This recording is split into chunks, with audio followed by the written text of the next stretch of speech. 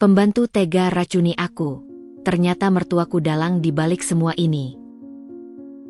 Halo Bunda, semoga Bunda semuanya dalam keadaan sehat dan bahagia ya. Sebelum masuk ke ceritanya, jangan lupa nyalakan subtitle dan absen terlebih dahulu ya. Bunda-bunda semua dari daerah mana saja? Jangan lupa like, komen, dan subscribe channel ini ya. Selamat menonton. Matahari pagi itu menyelinap lembut melalui jendela besar di ruang makan, menerpa vas bunga berisi rangkaian aster ungu dan putih yang baru saja aku beli kemarin. Butir-butir debu terlihat menari-nari dalam sorotan cahaya keemasan, menambah kesan tenang dan damai di pagi yang cerah ini. Aku, Dinda, duduk di meja makan panjang yang terbuat dari kayu jati, menikmati setiap detik kesunyian ini sebelum hari benar-benar dimulai. Usiaku yang ke-31 terasa seperti titik yang sempurna. Sudah 5 tahun aku membangun kehidupan bersama Mas Ardan, dan setiap pagi masih terasa istimewa. Aroma kopi robusta pilihan Ardan, yang sudah ditumbuk dan diseduh dengan sempurna, memenuhi udara, berbaur dengan wangi kroasang hangat yang baru saja diangkat dari oven.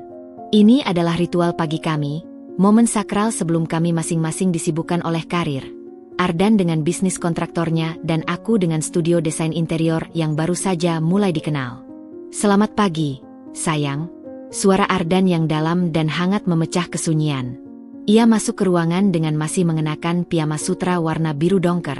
Rambutnya yang masih basah teratur rapi. Senyumnya, seperti selalu, mampu membuat jantungku berdetak sedikit lebih cepat. Di usianya yang ke-33, ia tampak lebih percaya diri dan matang. Dan aku masih merasa seperti perempuan paling beruntung di dunia. Pagi, Dan. Kopimu sudah siap, balasku, menyerahkan cangkir bergagang kayu yang ia sukai. Tangannya yang besar dan terlihat kuat menyentuh jari-jariku sejenak. Sebuah sentuhan singkat yang selalu berhasil membuatku merasa aman dan dicintai. Kau sudah bangun lebih awal lagi? Tanyanya sambil duduk di seberangku, mengambil koran yang sudah tersedia di samping piringnya. Ah, tidak bisa tidur lagi. Ada ide untuk proyek taman di Kemang itu, jadi langsung ke sketchbook. Jawabku sambil mengoleskan selai stroberi pada krowasangku. Dia mengangguk, matanya yang tajam masih tertuju pada headline koran. Kau bekerja terlalu keras, Din. Tapi aku tahu, itu yang membuatmu bahagia. Ia meletakkan korannya dan memandangku. Kita harus merayakan proyek terakhirmu yang sukses itu. Makan malam di tempat yang romantis. Hanya kita berdua. Sudah terlalu lama kita tidak kencan. Aku tersenyum lebar. Aku suka ide itu. Tapi jangan terlalu mewah, ya. Aku justru lebih suka jika kita makan di warung seafood itu di Pantai Indah, seperti dulu. Sebelum Ardan sempat menjawab, Mbak Suci masuk dari dapur membawa nampan berisi telur dadar, sosis, dan buah potong. Selamat pagi, Mas, Mbak, sapanya dengan suara lembut namun lantang. Dia mengenakan seragam abu-abu yang bersih dan rapi, rambutnya disanggul rapi. Di usianya yang ke-25, dia penuh dengan energi dan kerapihan yang kukagumi. Pagi, Mbak Suci. Terima kasih untuk sarapannya, ucapku. Terima kasih, Suci. Telurnya sempurna seperti selalu, tambah Ardan sambil mengambil sepiring telur. Mbak Suci hanya tersenyum malu-malu sebelum membalikkan badan. Iya, Mas. Semoga selera. Ada lagi yang perlu Suci siapkan? Sudah cukup, Mbak. Terima kasih, jawabku. Aku memperhatikannya kembali ke dapur. Selama setahun ini, kehadirannya sangat membantu. Dia tidak hanya efisien dalam pekerjaannya, tetapi juga punya inisiatif. Rasanya rumah ini menjadi lebih hidup dan teratur sejak dia datang. Ardan sepertinya menangkap pandanganku. Kita beruntung memilikinya. Ibu merekomendasikan orang yang tepat untuk sekali ini. Aku menghela napas perlahan. Ibu Hana, mertuaku. Rekomendasi itu adalah satu dari sekian banyak campur tangannya dalam kehidupan kami. Iya, memang. Tapi tolong jangan bilang padanya bahwa aku memujinya. Nanti dia akan merasa berhak mengatur lebih lagi. Ardan terkekeh. Ibu memang begitu, Din. Dia hanya ingin yang terbaik untuk kita. Terkadang caranya yang agak intens. Dia meraih tanganku.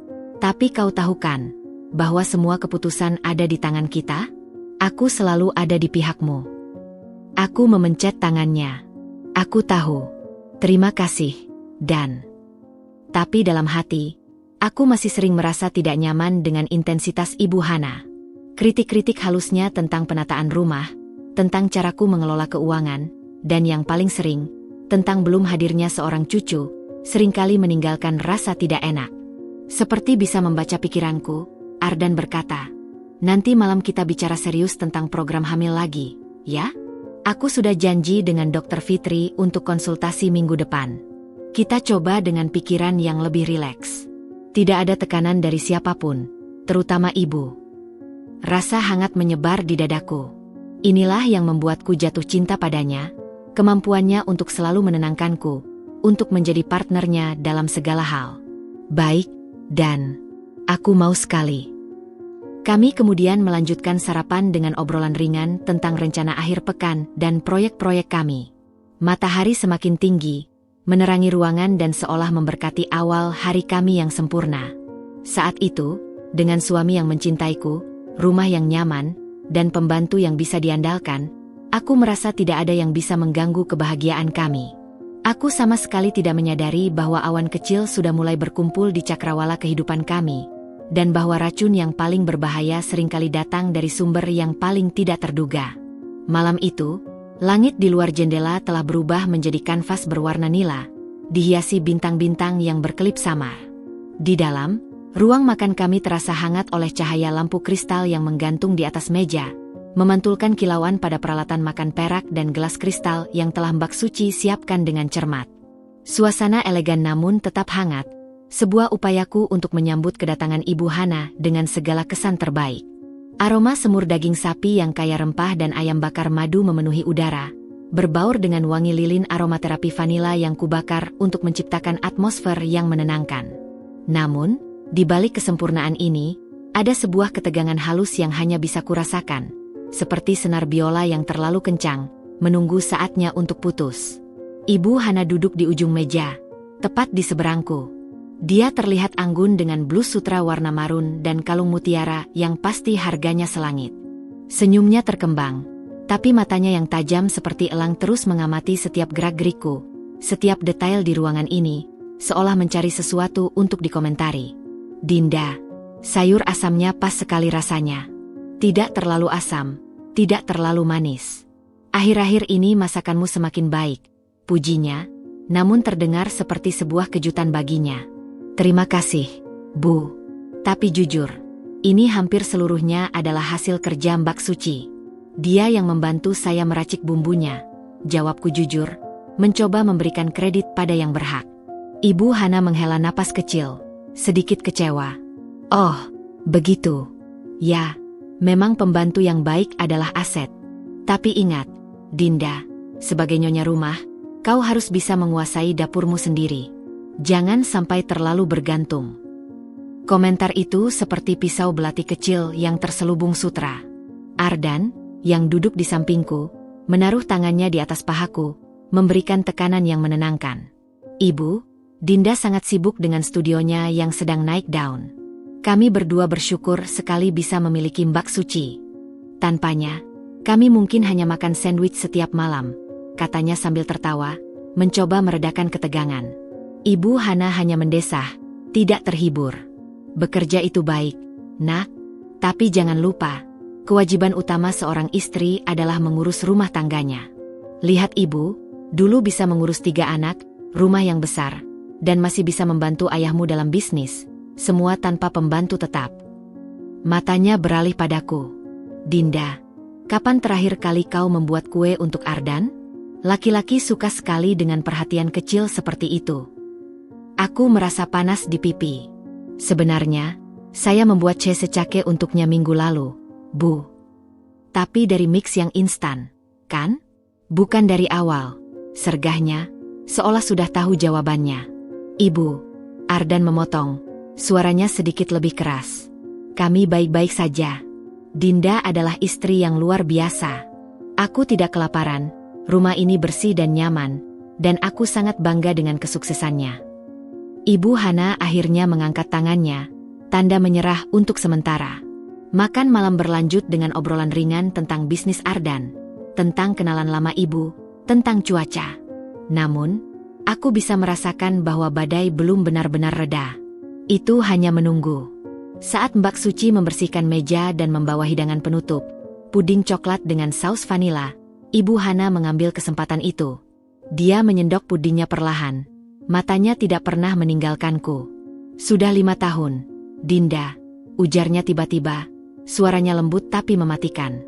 5 tahun pernikahan yang indah.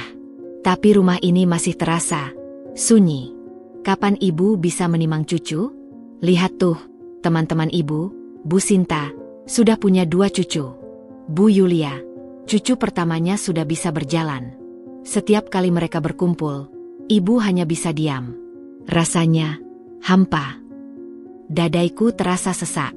Ini adalah tema yang tak pernah terlewatkan. Aku menarik napas dalam. Kami juga ingin, Bu. Kami sedang berusaha.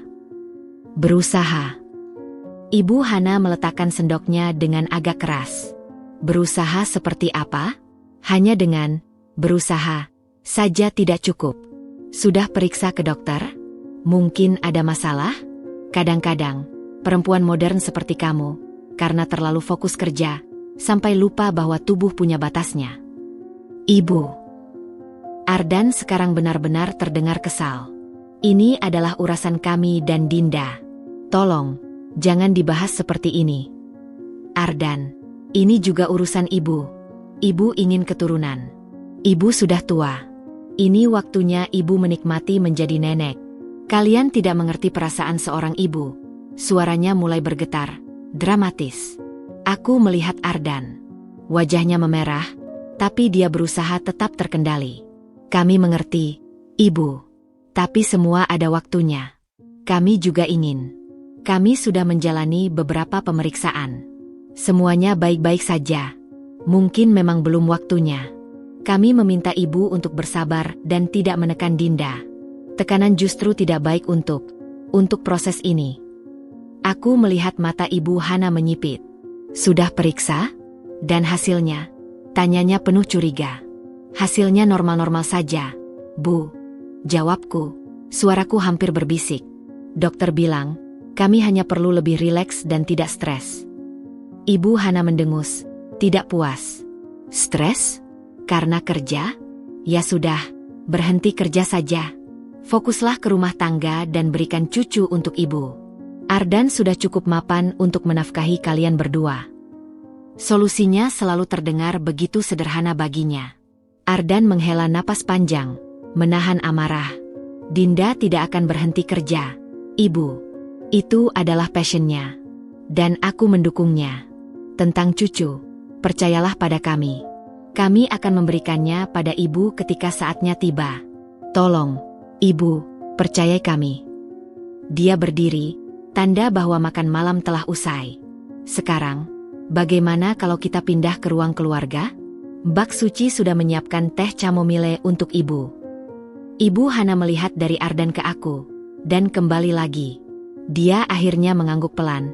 Kekalahannya terlihat jelas. Tapi ada sesuatu di matanya. Sebuah tekad membara yang tidak padam, yang membuatku merinding. Baiklah, katanya akhirnya, berdiri. Ibu hanya ingin kalian bahagia. Ingat itu. Dia berjalan keluar ruangan, meninggalkan aku dan Ardan sendirian di antara puing-puing percakapan yang menghancurkan. Aku menatap piringku. Puding coklatku yang lezat sekarang terasa seperti lumpur di mulutku. Ardan mendekat dan memelukku. Aku minta maaf, sayang, bisiknya di rambutku. Aku tidak tahu ibu bisa sekeras itu. Aku memeluknya erat. Bukan salahmu. Dan dia hanya sangat ingin seorang cucu. Tapi dalam hatiku, ada peringatan kecil yang berbisik bahwa ini bukan hanya tentang keinginan, tapi tentang kendali. Dan aku mulai takut bahwa awan kecil di cakrawala kami ini mungkin akan membawa badai yang tidak terduga. Keesokan pagi setelah kunjungan Ibu Hana, sinar matahari yang biasanya terasa menyegarkan justru menyakitkan mataku yang berat. Kepalaku berdenyut-denyut dengan ritme yang menyiksa. Seolah ada seorang penabuh drum yang kejam berada di dalam tengkorakku. Aku membuka mata perlahan, Dunia berputar sesaat sebelum akhirnya fokus pada langit-langit kamar. Rasa mual yang tiba-tiba datang menyergap, memaksaku untuk beringsut pelan ke kamar mandi, berpegangan pada dinding untuk menahan tubuhku yang terasa lemas dan tidak bertulang. Dan, panggilku lemah, tetapi hanya keheningan yang membalas. Ardan pasti sudah pergi kerja, meninggalkanku sendirian dalam kondisi yang menyedihkan ini. Aku merangkak kembali ke tempat tidur, mencoba menenangkan perut yang bergolak. Ini pasti hanya kelelahan, kubujuk diri sendiri. Proyek Taman Kemang yang deadline-nya mepet, ditambah dengan ketegangan makan malam bersama Ibu Hana semalam. Kombinasi yang sempurna untuk membuat tubuhku mogok bekerja. Beberapa jam kemudian, aku terbangun karena suara ketukan pintu yang pelan. "Ibu Dinda? Sudah siang, Ibu belum sarapan?" Suara Mbak Suci terdengar dari balik pintu. Aku mencoba duduk, kepala masih pusing. "Masuk, Mbak." Mbak Suci membuka pintu, membawa nampan berisi semangkuk bubur ayam hangat dan segelas air putih. Wajahnya penuh dengan keprihatinan. "Aduh, Ibu masih pucat sekali. Tadi pagi Mas Ardan bilang Ibu kurang enak badan. Ini Suci bikin bubur. Ibu coba makan sedikit," katanya dengan suara lembut dan penuh perhatian. Dia menata bantal di belakangku agar aku bisa bersandar dengan nyaman. "Terima kasih, Mbak Suci. Aku hanya pusing dan mual. Sepertinya kecapean," ucapku sambil menerima mangkuk bubur yang masih mengepul hangat. "Wah, Ibu harus lebih jaga kesehatan. Jangan kerja terlalu keras. Nanti habis ini Ibu minum vitaminnya, biar cepat segar." Dia merapikan selimutku dengan cekatan. "Suci juga sudah siapkan jahe hangat di termos. Jadi kalau Ibu mau tinggal tuang saja." Aku tersenyum lemah, merasa sangat terbantu. "Kamu terlalu baik, Mbak. Aku bersyukur punya kamu di sini." "Itu tugas Suci, Bu. Ibu istirahat saja hari ini. Suci yang urus semuanya." Dia membungkuk hormat sebelum meninggalkan kamar. Sepanjang hari, Mbak Suci seperti malaikat penjaga. Setiap beberapa jam, dia mengecek keadaanku, selalu membawa sesuatu, teh hangat, buah potong, atau sekedar mengompres kepalaku dengan handuk dingin. Perhatiannya tulus dan tanpa pamrih, menghapus semua bayangan kecurigaan singkat yang sempat terlintas di benakku karena obrolan teleponnya yang misterius itu. Aku merasa bersalah telah memikirkannya buruk. Sore hari, ketika Ardan pulang, dia langsung bergegas ke kamar. Wajahnya tampak cemas. "Din, katanya kamu sakit." Dia duduk di tepi tempat tidur, meraba dahiku. "Demam tidak?" "Tidak demam, Dan. Cuma pusing dan mual. Sudah mendingan sekarang, berkat jagoannya Mbak Suci," jawabku, mencoba meyakinkannya. Ardan menghela napas lega. "Syukur kalau begitu. Tadi pagi aku lihat kamu masih tidur, jadi tidak tega membangunkan. Aku sudah bilang ke Mbak Suci untuk jaga kamu." Dia memandangku penuh perhatian. "Ini karena semalam, ya? Ibu, dia memang keterlaluan. Aku sudah telepon dia tadi siang, bilang untuk tidak menekan kita seperti itu lagi." "Apa katanya?" tanyaku penasaran. Dia bilang dia hanya khawatir. Tapi aku tegaskan, kita butuh ruang dan waktu. Dia akhirnya minta maaf, walau setengah hati, ujar Ardan sambil mengusap-usap tanganku. "Yang penting kamu cepat sembuh. Jangan dipikirkan lagi." Malam itu, setelah Ardan tertidur, aku masih terbangun karena rasa mual yang datang lagi. Aku berjalan pelan ke dapur untuk mengambil jahe hangat yang disiapkan Mbak Suci. Di lorong, aku melihat cahaya dari kamar pembantu masih menyala dan mendengar suara bisikan pelan. Aku mendekat sedikit, tanpa berniat menguping. "Iya, Bu. Ibu Dinda masih mual dan pusing. Sudah minum obat yang Ibu berikan?" "Iya, dicampurkan di jahe hangat tadi sore." Suara Mbak Suci terdengar sayup-sayup. Aku membeku. "Obat? Ibu? Ibu Hana? Tapi Bu, Ibu Dinda baik sekali." Suci jadi tidak tega. Dia terdiam, mendengarkan. "Baik, Bu." Suci mengerti. "Besok akan Suci lanjutkan." "Iya, terima kasih Bu. Selamat malam." Aku bergegas kembali ke kamar sebelum ketahuan. Jantung berdebar kencang. "Obat? Yang Ibu berikan? Maksudnya vitamin atau suplemen kan?" Pasti begitu. Ibu Hana pasti khawatir dan memberikan vitamin melalui Mbak Suci. Itu hal yang wajar. Aku mencoba membujuk diri sendiri bahwa tidak ada yang salah. Mbak Suci terlihat begitu tulus merawatku. Ibu Hana, meski menyebalkan, pasti tidak berniat jahat. Ini hanya kekhawatiran yang berlebihan. Aku meminum jahe hangat yang tersisa, berusaha menenangkan diri. Rasa jahe itu hangat dan sedikit pahit, tapi menenangkan. Esok hari pasti akan lebih baik, pikirku. Ini hanya fase lelah dan stres. Segera akan berlalu. Namun, benih keraguan yang kecil telah tertanam, dan aku tidak tahu bahwa ini baru awal dari serangkaian perubahan yang akan menguji segalanya. Hari-hari berikutnya berubah menjadi sebuah rutinitas yang samar dan menyiksa. Rasa pusing dan mual itu tidak pernah benar-benar pergi. Mereka hanya mereda untuk beberapa jam, seperti gelombang yang surut, hanya untuk kembali menghantam dengan intensitas yang sama atau bahkan lebih kuat. Aku mulai terbiasa dengan perasaan konstan ingin muntah dan kepala yang terasa seperti dibalut kabut tebal. Wajahku di cermin semakin pucat, dan lingkaran hitam di bawah mataku semakin dalam, membuatku terlihat seperti hantu dari diriku sendiri yang dulu. Ardan semakin sering pulang lebih awal, wajahnya keruh dengan kekhawatiran yang semakin dalam. Dinda, ini sudah minggu kedua. Aku tidak bisa membiarkanmu terus seperti ini. Besok kita harus pergi ke dokter spesialis, katanya suatu malam, tangannya menggenggam erat tanganku yang dingin. Dia duduk di tepi tempat tidur, matanya menatapku dengan campuran kasih sayang dan ketakutan. Aku hanya lelah, dan dokter umum sudah bilang itu, bantahku lemah, memalingkan wajah. Sebagian dari diriku takut untuk mengetahui jika ada sesuatu yang benar-benar salah. Lebih mudah menyalahkan kelelahan.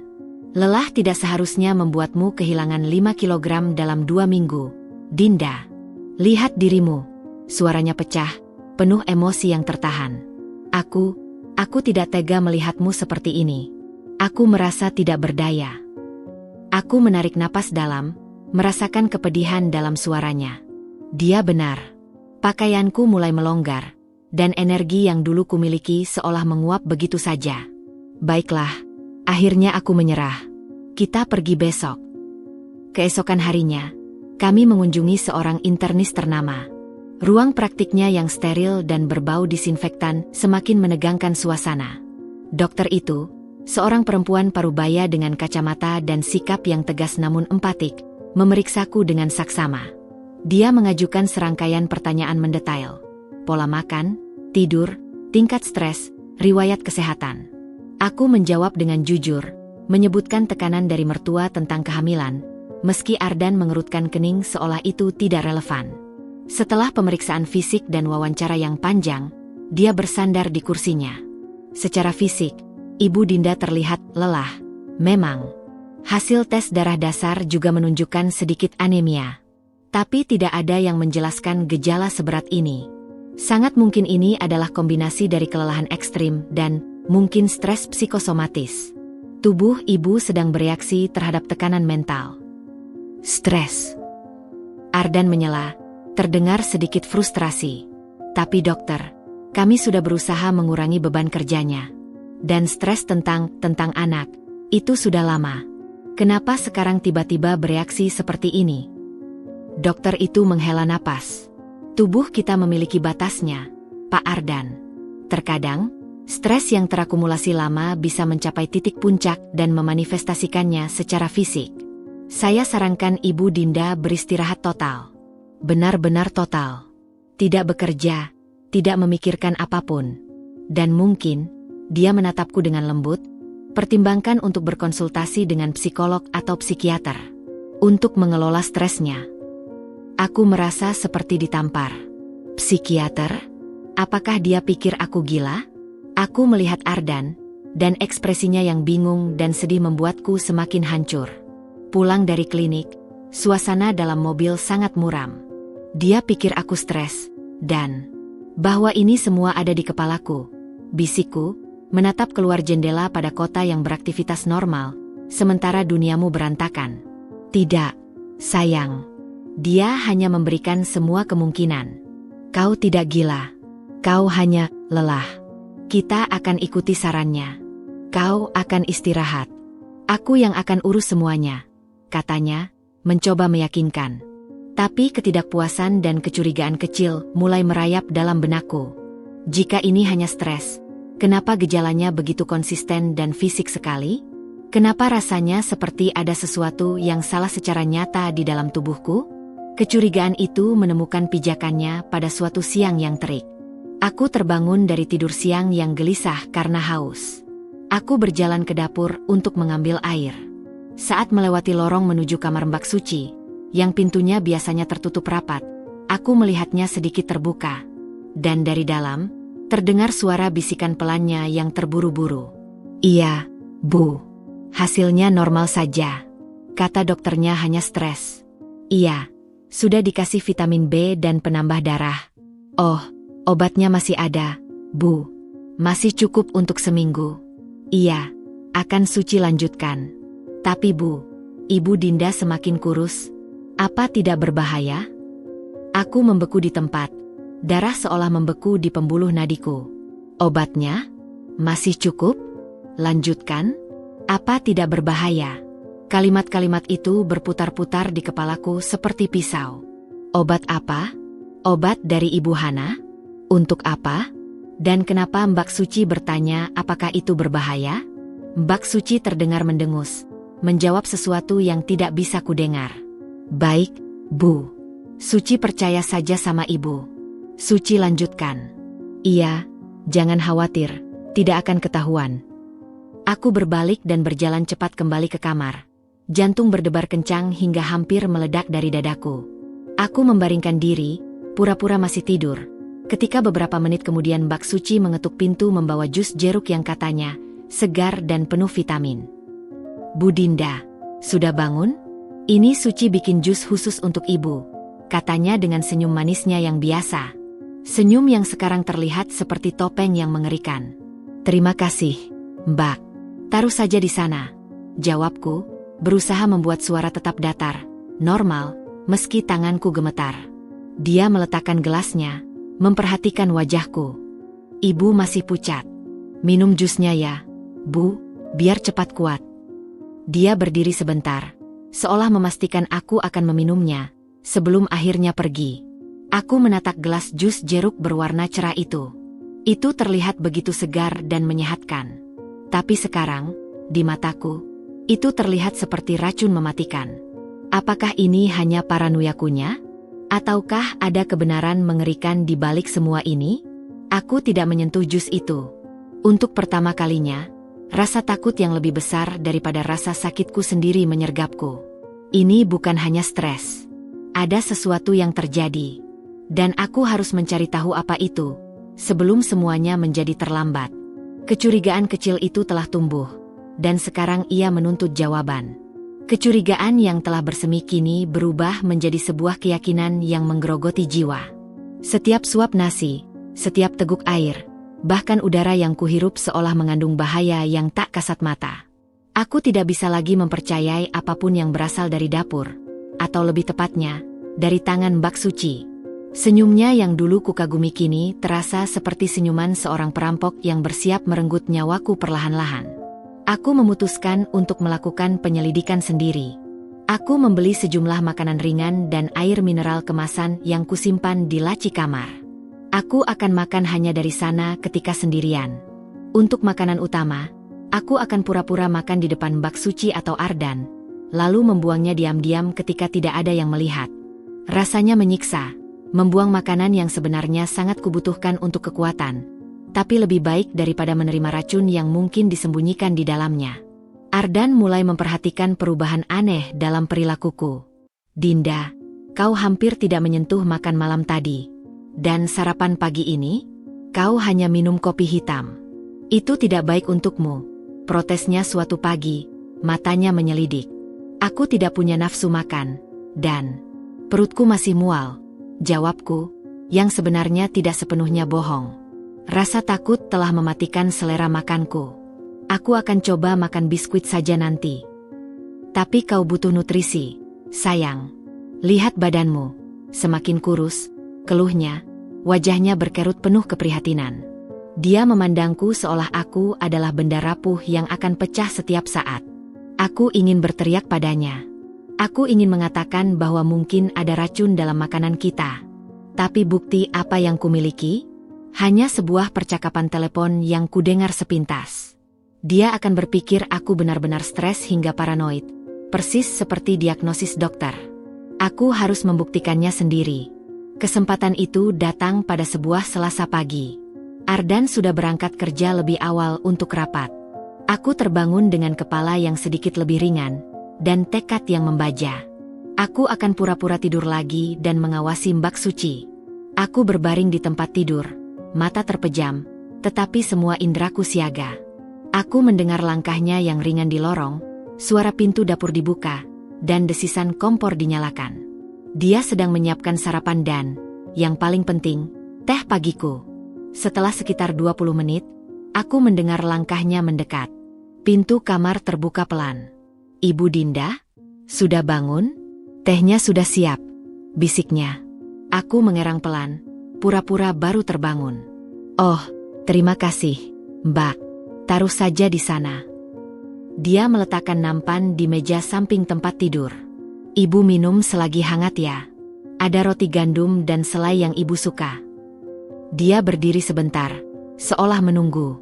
Biasanya, aku akan langsung duduk dan meminum tehnya. "Aku akan mandi dulu, Mbak, biar lebih segar," kataku, mengulur waktu. "Tapi tehnya nanti dingin, Bu," katanya, dan ada nada desakan halus dalam suaranya yang biasanya tidak ada. "Tidak apa-apa. Kau bisa pergi dulu. Terima kasih," kataku sedikit lebih tegas. Dia akhirnya mengangguk dan meninggalkan kamar.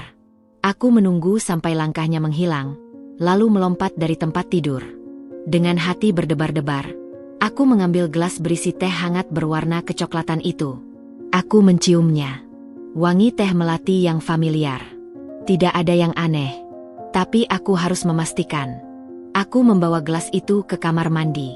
Dengan tangan gemetar, aku menuangkan sebagian besar isinya ke wastafel, menyisakan sekitar seperempat gelas. Lalu, aku mengambil botol kecil berisi air yang kubeli khusus untuk percobaan ini. Aku menuangkan air bersih ke dalam gelas teh, mengencerkannya. Aku tidak tahu apa yang kucari, tapi jika ada sesuatu yang tidak seharusnya ada, mungkin pengenceran akan membantuku melihatnya. Aku membawa gelas berisi campuran aneh itu ke pot tanaman hias kecil di balkon kamar. Tanaman itu sejenis sirih gading yang selalu hijau dan sehat. Dengan doa dalam hati, aku menuangkan cairan itu ke media tanamnya. "Apa yang kau lakukan, Dinda?" tanyaku pada diri sendiri, merasa seperti orang gila. Mungkin dokter itu benar. Mungkin aku memang butuh psikiater. Hari itu berlalu dengan lambat. Aku mengawasi tanaman itu dengan cemas. Siang hari, tidak ada perubahan. Daunnya masih hijau segar. Aku mulai merasa lega, dan juga malu pada diriku sendiri. Aku sudah berprasangka buruk tanpa alasan yang kuat. Namun, ketika sore hari tiba, sesuatu mulai terjadi. Ujung-ujung daun sirih gading itu mulai menguning. Lalu, menjelang malam, warna kuning itu menyebar dengan cepat, diikuti oleh layu yang jelas terlihat. Daun-daunnya yang biasanya tegak sekarang terkulai lemas, seperti kehilangan semua kehidupan. Dalam hitungan jam, tanaman yang sehat itu berubah menjadi sesuatu yang sekarat. Aku terduduk di lantai balkon, menatap ngeri pada pot tanaman itu. Darah di kepalaku berdesir kencang, disusul oleh rasa mual yang amat sangat. Ini bukan imajinasiku. Ini bukan stres. Racun. Benar ada racun dalam tehku. Air mata mulai mengalir deras di pipiku. Tapi ini bukan air mata sedih. Ini adalah air mata kemarahan, ketakutan, dan pengkhianatan yang begitu dalam. Mbak Suci, perempuan yang kupercaya, yang kuanggap bagian dari keluarga, ternyata sedang membunuhku pelan-pelan. Dan yang lebih mengerikan lagi, dia tidak bekerja sendiri. Ada ibu di balik semua ini. Ibu Hana, mertuaku sendiri. Aku mendengar kunci pintu depan berputar. Ardan pulang. "Dinda, kau di mana?" teriaknya dari bawah. Aku berusaha menenangkan diri, menyapu air mataku dengan cepat. Aku tidak bisa memberitahunya sekarang. tidak tanpa bukti yang lebih kuat. Dia mungkin tidak akan percaya, atau lebih buruk, akan langsung menghadapi ibunya dan memicu perang yang tidak bisa kukendalikan. Aku berjalan ke dia, berusaha tersenyum. Aku di sini, sayang. Cuma lihat-lihat tanaman. Dia mendekat dan memelukku. Kau baik-baik saja? Matamu merah. Ah, cuma debu. Bohongku, menahan isak tangis yang ingin meledak. Ayo masuk. Kau pasti lelah. Dia memelukku erat, tidak mencurigai apapun. Dan dalam pelukannya yang hangat, aku merasa seperti orang yang paling terasing di dunia. Aku sedang diracuni, dan suamiku, orang yang paling kucintai, tidak tahu bahwa ibunya mungkin adalah dalang di balik semua ini. Malam itu, aku tidak bisa tidur. Aku memandangi langit-langit, memutar semua kejadian dalam kepalaku. Obat yang dicampurkan, telepon-telepon rahasia, dan sekarang, tanaman yang mati karena teh yang seharusnya untukku. Aku harus bertindak. Aku harus membongkar semua ini. Tapi aku tidak bisa melakukannya sendirian. Aku butuh bukti yang tak terbantahkan. Dan untuk itu, aku harus terus berpura-pura tidak tahu, terus meminum racun itu, sambil diam-diam mengumpulkan senjata untuk melawan. Esok hari, ketika Mbak Suci membawakanku segelas jus dengan senyum manisnya, aku akan tersenyum balik dan berkata, "Terima kasih, Mbak Suci. Kau sangat baik."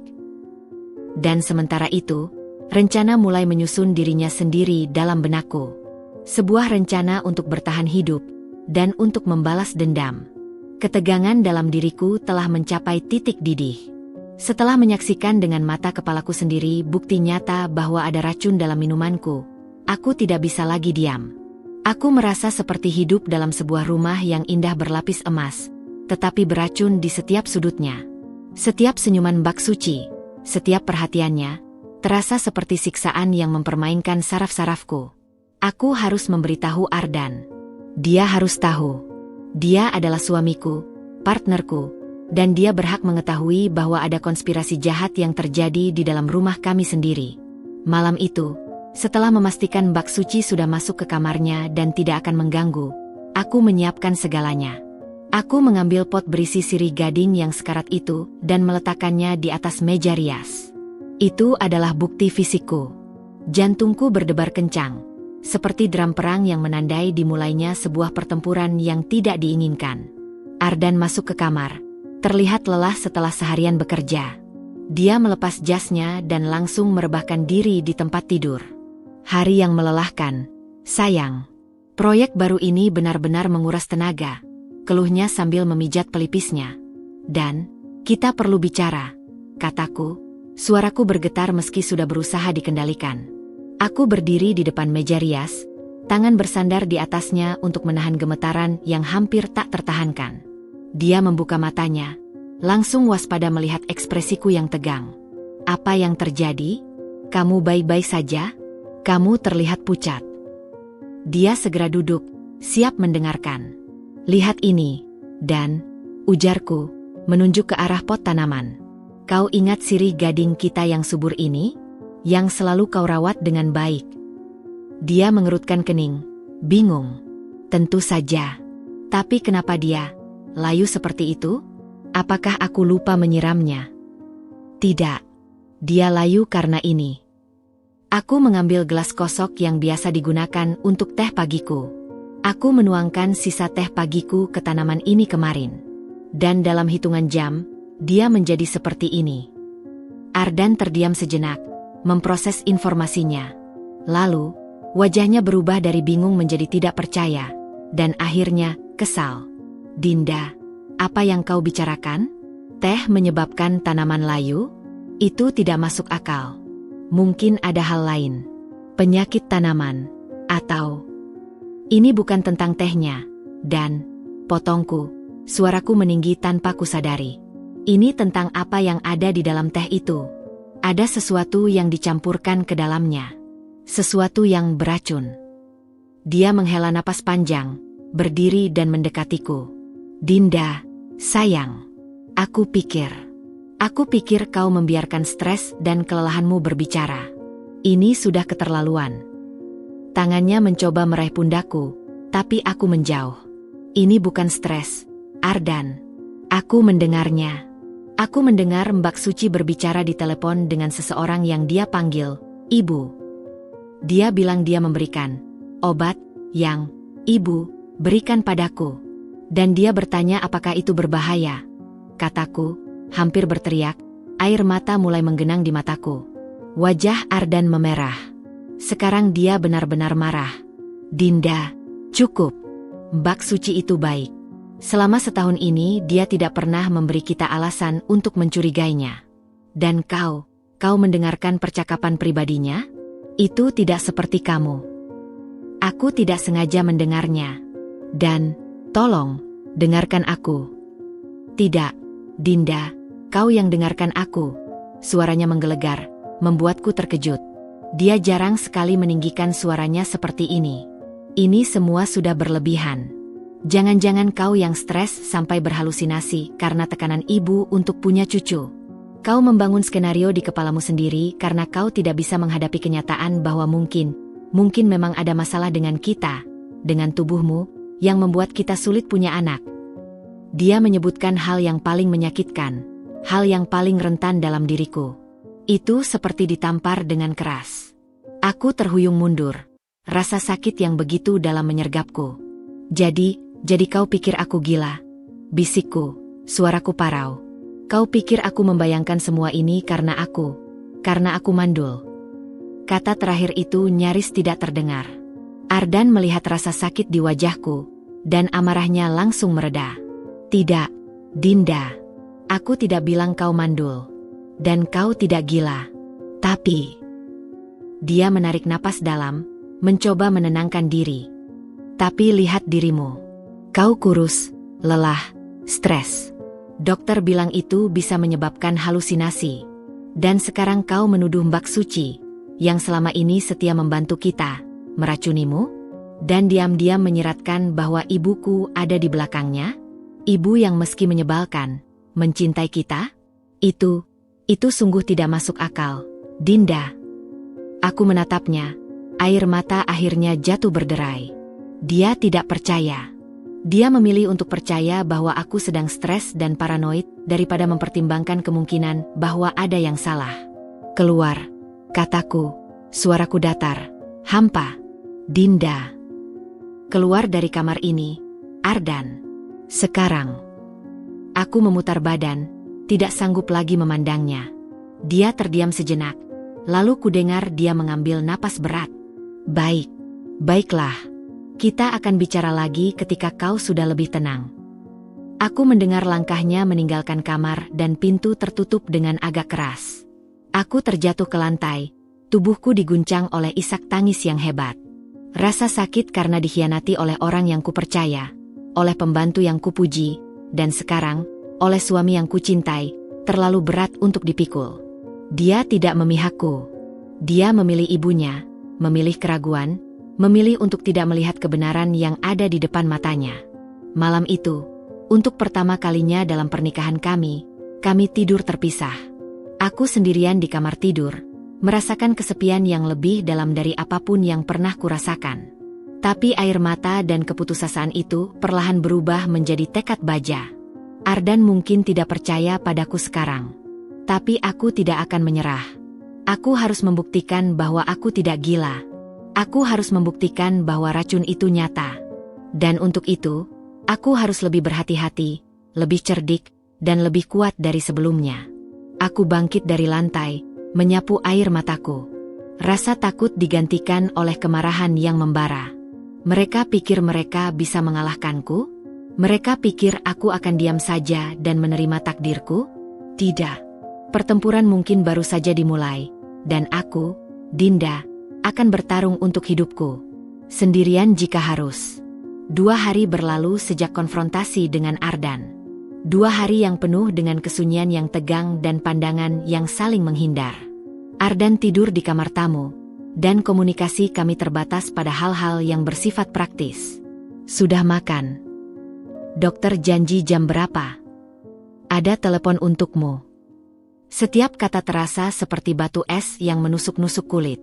Rasa sakit karena tidak dipercaya oleh orang yang paling kucintai adalah luka yang lebih dalam dari rasa mual manapun. Tapi justru dalam kesendirian dan kepahitan inilah, tekadku mengeras seperti baja. Ardan meminta bukti? Baiklah. Aku akan memberinya bukti yang tidak bisa dia bantah. Bukti yang akan memaksa matanya yang tertutup itu untuk terbuka. Dengan sisa-sisa tenaga yang kumiliki, aku beraksi. Aku memesan sebuah kamera pengintai kecil melalui online marketplace. Bentuknya menyerupai charger port USB biasa, sesuatu yang tidak akan mencurigakan jika diletakkan di stop kontak dapur. Aku memilih yang memiliki fitur night vision dan penyimpanan cloud, sehingga tidak ada memory card yang bisa dicuri atau dihancurkan. Kamera itu tiba keesokan harinya dalam bungkusan polos. Tanganku gemetar saat membukanya. Ini adalah langkah point of no return. Jika ketahuan, aku tidak tahu apa yang akan terjadi. Tapi ketakutan itu kalah oleh keinginan untuk bertahan hidup. Keesokan paginya, aku menunggu sampai Ardan berangkat kerja dan Mbak Suci pergi ke pasar. Dengan cepat, aku memasang kamera kecil itu di stop kontak yang terletak di sudut dapur. Tepat di atas meja tempat Mbak Suci biasanya menyiapkan minuman dan makanan untukku. Sudutnya sempurna, mencakup area tersebut. Aku menghubungkannya ke wifi rumah dan menguji aplikasinya di ponselku. Gambarnya jernih. Jantungku berdebar kencang. Sekarang, yang bisa kulakukan adalah menunggu dan berharap. Hari itu terasa seperti neraka. Setiap kali Mbak Suci membawakanku sesuatu, aku menerimanya dengan senyuman palsu, berterima kasih, dan kemudian membuangnya diam-diam. Aku terus-menerus memeriksa ponselku, melihat rekaman live view dari kamera itu, menunggu momen yang kuharapkan sekaligus kutakuti. Dan kemudian, pada pukul 3 sore, itu terjadi. Mbak Suci sedang menyiapkan jus untukku. Aku melihatnya melalui layar ponsel. Setiap gerakannya tercatat dengan jelas. Dia memotong buah, memblendernya, lalu menuangkannya ke dalam gelas. Lalu, dia melirik ke sekeliling, memastikan dia sendirian. Tangannya merogoh saku apronnya dan mengeluarkan sebuah bungkus kecil berwarna putih, seperti bungkus obat. Dengan gerakan cepat dan terlatih, dia membukanya dan menaburkan sejumput bubuk putih ke dalam jus yang masih berbuih. Dia mengaduknya cepat dengan sendok, membersihkan sisa bubuk yang menempel, dan kemudian meletakkan seiris lemon di pinggir gelas, menyempurnakan penyamarannya. Aku merekam segalanya melalui ponselku. Tanganku gemetar begitu hebat hingga hampir menjatuhkan telepon. Ada perasaan mual yang bukan disebabkan oleh racun, tapi oleh pengkhianatan yang kusaksikan secara langsung. Itu nyata. Aku tidak gila. Mbak Suci kemudian berbalik dan berjalan menuju kamarku, membawa jus yang telah diperkaya, itu dengan senyum khasnya. Ibu, jusnya sudah siap. Segar sekali, katanya saat masuk. Terima kasih, Mbak Suci. Kau baik sekali, kataku, berusaha membuat suara tetap normal. Aku menerima gelas itu dan berpura-pura akan meminumnya. Dia berdiri sebentar, seperti biasa, memastikan. Kali ini, aku tidak menyuruhnya pergi. Aku perlu dia pergi dengan percaya diri bahwa aku akan meminumnya. Aku akan minum ini sambil baca buku di balkon, kataku, tersenyum. Dia akhirnya mengangguk puas dan pergi. Begitu pintu tertutup, aku berlari ke kamar mandi dan menuangkan seluruh isi gelas ke dalam toilet. Aku menyiramnya, menyaksikan jus beracun itu hilang terbawa air. Kemudian, aku kembali ke tempat tidur, mengambil ponselku, dan memutar kembali rekaman yang baru saja kudapat. Setiap detilnya jelas. Sangat jelas. Malamnya, Ardan pulang. Dia terlihat lelah dan masih membawa sisa kemarahan dari pertengkaran kami. Dia langsung menuju kamar tamu tanpa menyapaku. Aku perlu bicara denganmu, kataku, berdiri di depan pintu kamar tamu. Suaraku datar, tegas. Dinda, aku lelah. Aku tidak ingin bertengkar lagi, jawabnya dari balik pintu. Ini bukan tentang bertengkar. Ini tentang menunjukkan padamu sesuatu. Tolong. Dia akhirnya membuka pintu, wajahnya masam. Apa? Tonton ini, ujarku, menyodorkan ponselku yang sudah memutar rekaman tadi sore. Awalnya, dia melihat dengan enggan. Lalu, matanya membesar. Tubuhnya menegang.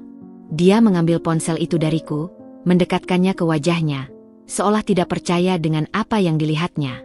Aku melihat perubahan ekspresi di wajahnya, dari kesal, menjadi bingung, lalu ngeri, dan akhirnya kemarahan yang membara. Dia memutar rekaman itu berulang kali. Tangannya yang memegang ponsel gemetar. Tidak. Ini tidak mungkin. Gumamnya, suaranya serak. Dia menatapku, matanya penuh dengan horor dan penyesalan yang mendalam. Dinda, aku. Dia tidak bisa menyelesaikan kalimatnya. Dia meraih pundakku, menarikku ke dalam pelukan erat, tubuhnya bergetar. Aku minta maaf. Oh, Tuhan, Dinda, aku minta maaf. Aku tidak seharusnya. Aku tidak boleh meragukanmu. Dia terputus oleh isakannya sendiri. Laki-laki kuat yang kukenal itu kini menangis di pundakku, digerogoti rasa bersalah dan kemarahan. Aku tahu, bisikku, menenangkannya, meski diriku sendiri masih gemetar. Sekarang kau percaya padaku. Dia mengangguk, masih tidak bisa bicara. Dia memelukku lebih erat lagi, seolah takut kehilanganku. Aku percaya, sayang. Dan kita akan menyelesaikan ini. Sekarang juga. Dia melepaskan pelukannya, wajahnya yang basah oleh air mata sekarang berubah menjadi topeng kemarahan yang dingin dan berbahaya. Dia memegang ponsel itu erat-erat, seperti senjata. Kita hadapi Mbak Suci. Sekarang, katanya, suaranya rendah dan penuh ancaman yang tidak terbantahkan. Bukti itu akhirnya berbicara. Dan sekarang, pertempuran yang sebenarnya akan segera dimulai. Suasana rumah yang biasanya terasa hangat dan nyaman, tiba-tiba berubah menjadi ruang pengadilan yang dingin dan mencekam. Lampu-lampu di ruang keluarga menyala terang, menerangi setiap sudut dan bayangan, seolah tidak ingin ada satu kebohongan pun yang tersembunyi. Aku duduk di sofa, selimut masih membungkus tubuhku yang menggigil, bukan karena dingin, tetapi karena gelombang adrenalin dan ketakutan yang masih mengalir deras. Ardan berdiri di depanku, seperti benteng yang kokoh, bahunya tegang dan kepalanya menunduk. Dia masih memegang ponsel berisi rekaman itu, jari jemarinya mengepal putih di sekelilingnya. Bawa dia ke sini, kata Ardan melalui gritetet, suaranya begitu rendah dan bergetar hingga hampir tidak bisa kukenali. Aku mengangguk, mengambil ponselku dan mengirim pesan singkat kepada Mbak Suci yang sedang berada di kamarnya. Mbak, tolong datang ke ruang keluarga sebentar. Ada yang perlu dibicarakan. Beberapa menit yang terasa seperti abad berlalu, langkah-langkah ringan terdengar mendekat. Mbak Suci muncul di pintu, masih mengenakan apronnya. Senyum polosnya masih terpasang, tapi cepat pudar ketika dia melihat ekspresi kami. Ibu, Mas, ada yang perlu Suci bantu? Tanyanya, tangannya meremas-remas ujung apron. Ardan tidak langsung menjawab. Dia berjalan mendekat, langkahnya berat dan penuh ancaman. Mbak Suci secara tidak sadar mundur selangkah. Kami punya sesuatu untuk ditunjukkan padamu, Suci, ucap Ardan, suaranya datar dan dingin seperti es. Dia mengangkat ponselnya dan memutar rekaman itu. Aku mengawasi setiap perubahan di wajah Mbak Suci. Awalnya, dia hanya bingung. Lalu, ketika dia melihat dirinya sendiri di layar, menaburkan bubuk putih itu ke dalam jus, darah menghilang dari wajahnya. Dia terlihat seperti akan pingsan. Tangannya menutup mulutnya, dan dia mengeluarkan erangan ketakutan yang teredam. Ini, dia gagap, matanya membelalak ketakutan, beralih dari Ardan yang marah ke diriku yang duduk diam. Ini apa, Suci? Bentak Ardan tiba-tiba, suaranya menggelegar di ruangan yang sunyi, membuatku dan Mbak Suci sama-sama terkejut. Jelaskan. Apa yang kau campurkan ke dalam minuman istriku? Mbak Suci langsung bersimpuh di lantai, tubuhnya terguncang oleh isakannya yang histeris. Maafkan saya, Mas, Bu Dinda, tangisnya, suaranya pecah oleh rasa takut dan penyesalan. Saya dipaksa. Ardan membungkuk, wajahnya hanya beberapa inci dari wajah Mbak Suci yang basah. Dipaksa oleh siapa? Siapa yang menyuruhmu meracuni istriku? Oleh, dia terisak-isak, tidak bisa bicara. Dia tampak sangat ketakutan. Jawab, hardik Ardan lagi, dan kali ini aku bisa melihat dia hampir kehilangan kendali. Oleh ibu mertua, Ibu Hana, akhirnya teriak Mbak Suci, suaranya nyaris menjerit. Ibu yang menyuruh Suci. Dia yang memberikan obatnya. Dia yang menyuruh Suci mencampurkannya ke makanan atau minuman Bu Dinda setiap hari. Dunia seakan berhenti berputar. Meski sudah menduganya, mendengar pengakuan itu secara langsung adalah pukulan yang berbeda. Rasanya seperti ditikam tepat di jantung. Aku melihat Ardan. Wajahnya yang marah sekarang berubah menjadi pucat pasi. Matanya kosong, tidak percaya. Dia terhuyung mundur, seperti orang yang baru saja dipukul dengan barang berat. Ibu? Gumamnya. Suaranya nyaris tak terdengar, penuh dengan rasa sakit yang dalam.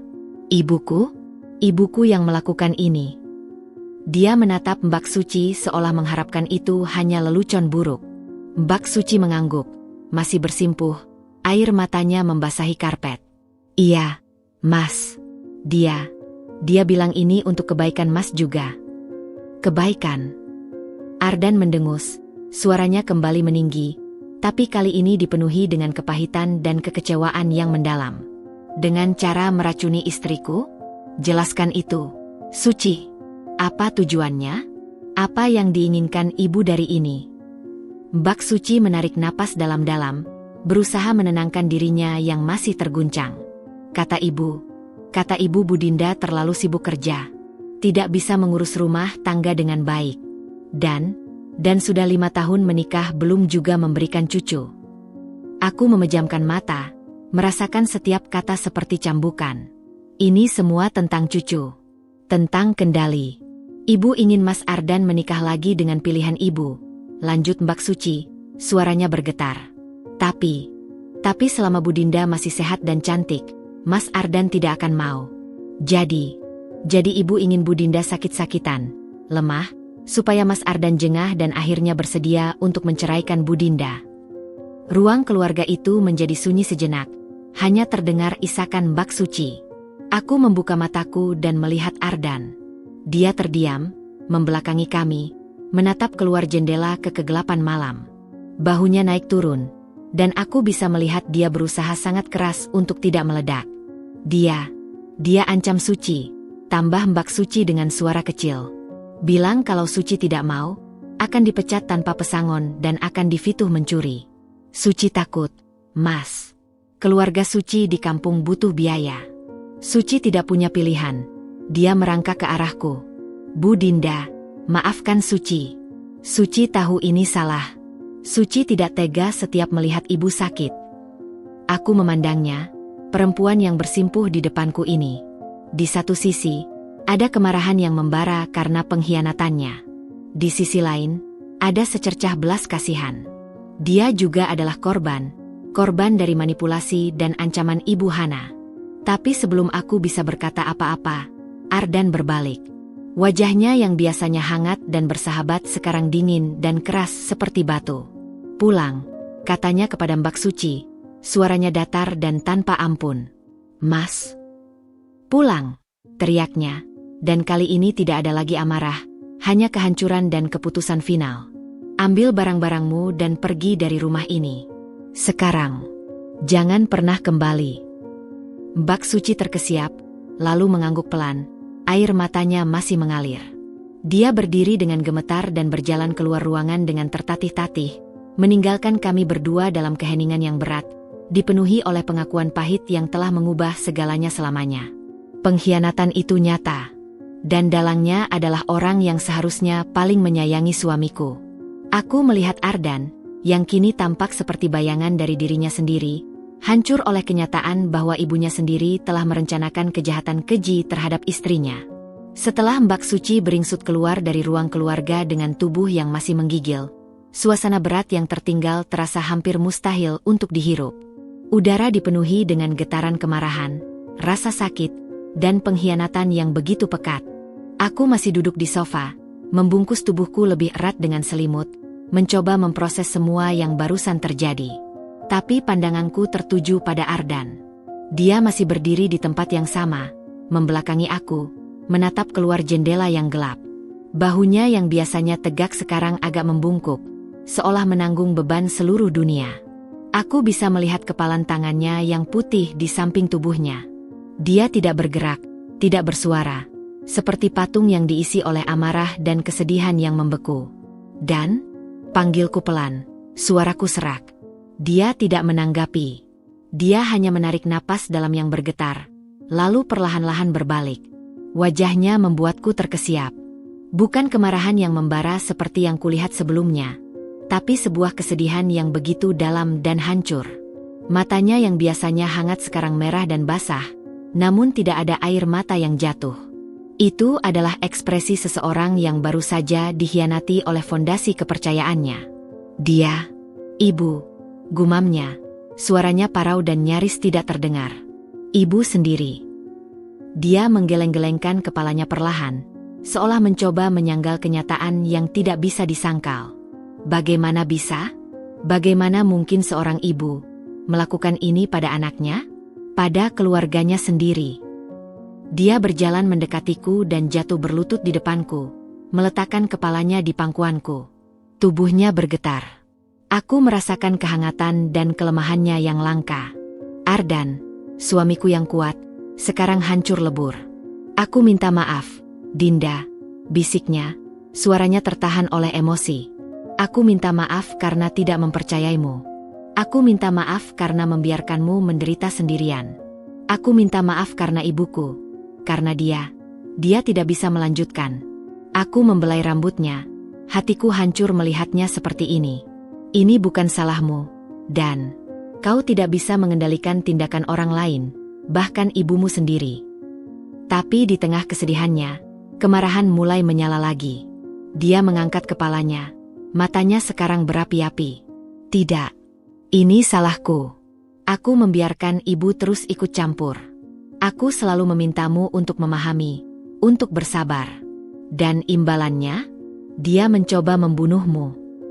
Kata terakhir itu keluar seperti desisan. Dia berdiri dengan cepat, energinya yang marah kembali. Dia tidak bisa lolos dari ini. Tidak kali ini.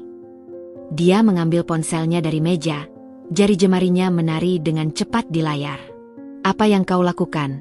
Tanyaku, khawatir. Aku akan menelponnya. Sekarang. Dia harus menjawab untuk ini. Jawabnya, suaranya dingin dan penuh tekad. Sebelum aku bisa menghentikannya, dia sudah menekan tombol panggil dan menyetel speakerphone. Telepon berdering beberapa kali sebelum akhirnya diangkat. Ardan, sayang. Kenapa telepon larut malam begini? Ada apa? Suara Ibu Hana terdengar riang dan tidak bersalah, membuatku merasa mual. Ibu, sapa Ardan, suaranya datar dan berbahaya. Kita perlu bicara. Tentang Mbak Suci. Tentang obat-obatan yang ibu berikan padanya untuk Dinda. Ada keheningan panjang di seberang sana. Aku bisa membayangkan wajah Ibu Hana yang sedang berusaha mencari alasan. Mbak Suci? Obat? Ardan, ibu tidak tahu apa yang kau bicarakan. Akhirnya jawabnya, tapi nada riangnya sudah hilang, digantikan oleh kewaspadaan. Jangan main-main dengan aku, ibu. Bentak Ardan, suaranya menggelegar di ruangan itu. Kami punya rekaman. Mbak Suci sudah mengaku segala sesuatunya. Dia menyebut namamu. Jadi, sebelum aku benar-benar kehilangan kesabaran, ibu punya kesempatan untuk jujur. Sekarang. Keheningan lagi. Lalu, kali ini, suara Ibu Hana berubah total.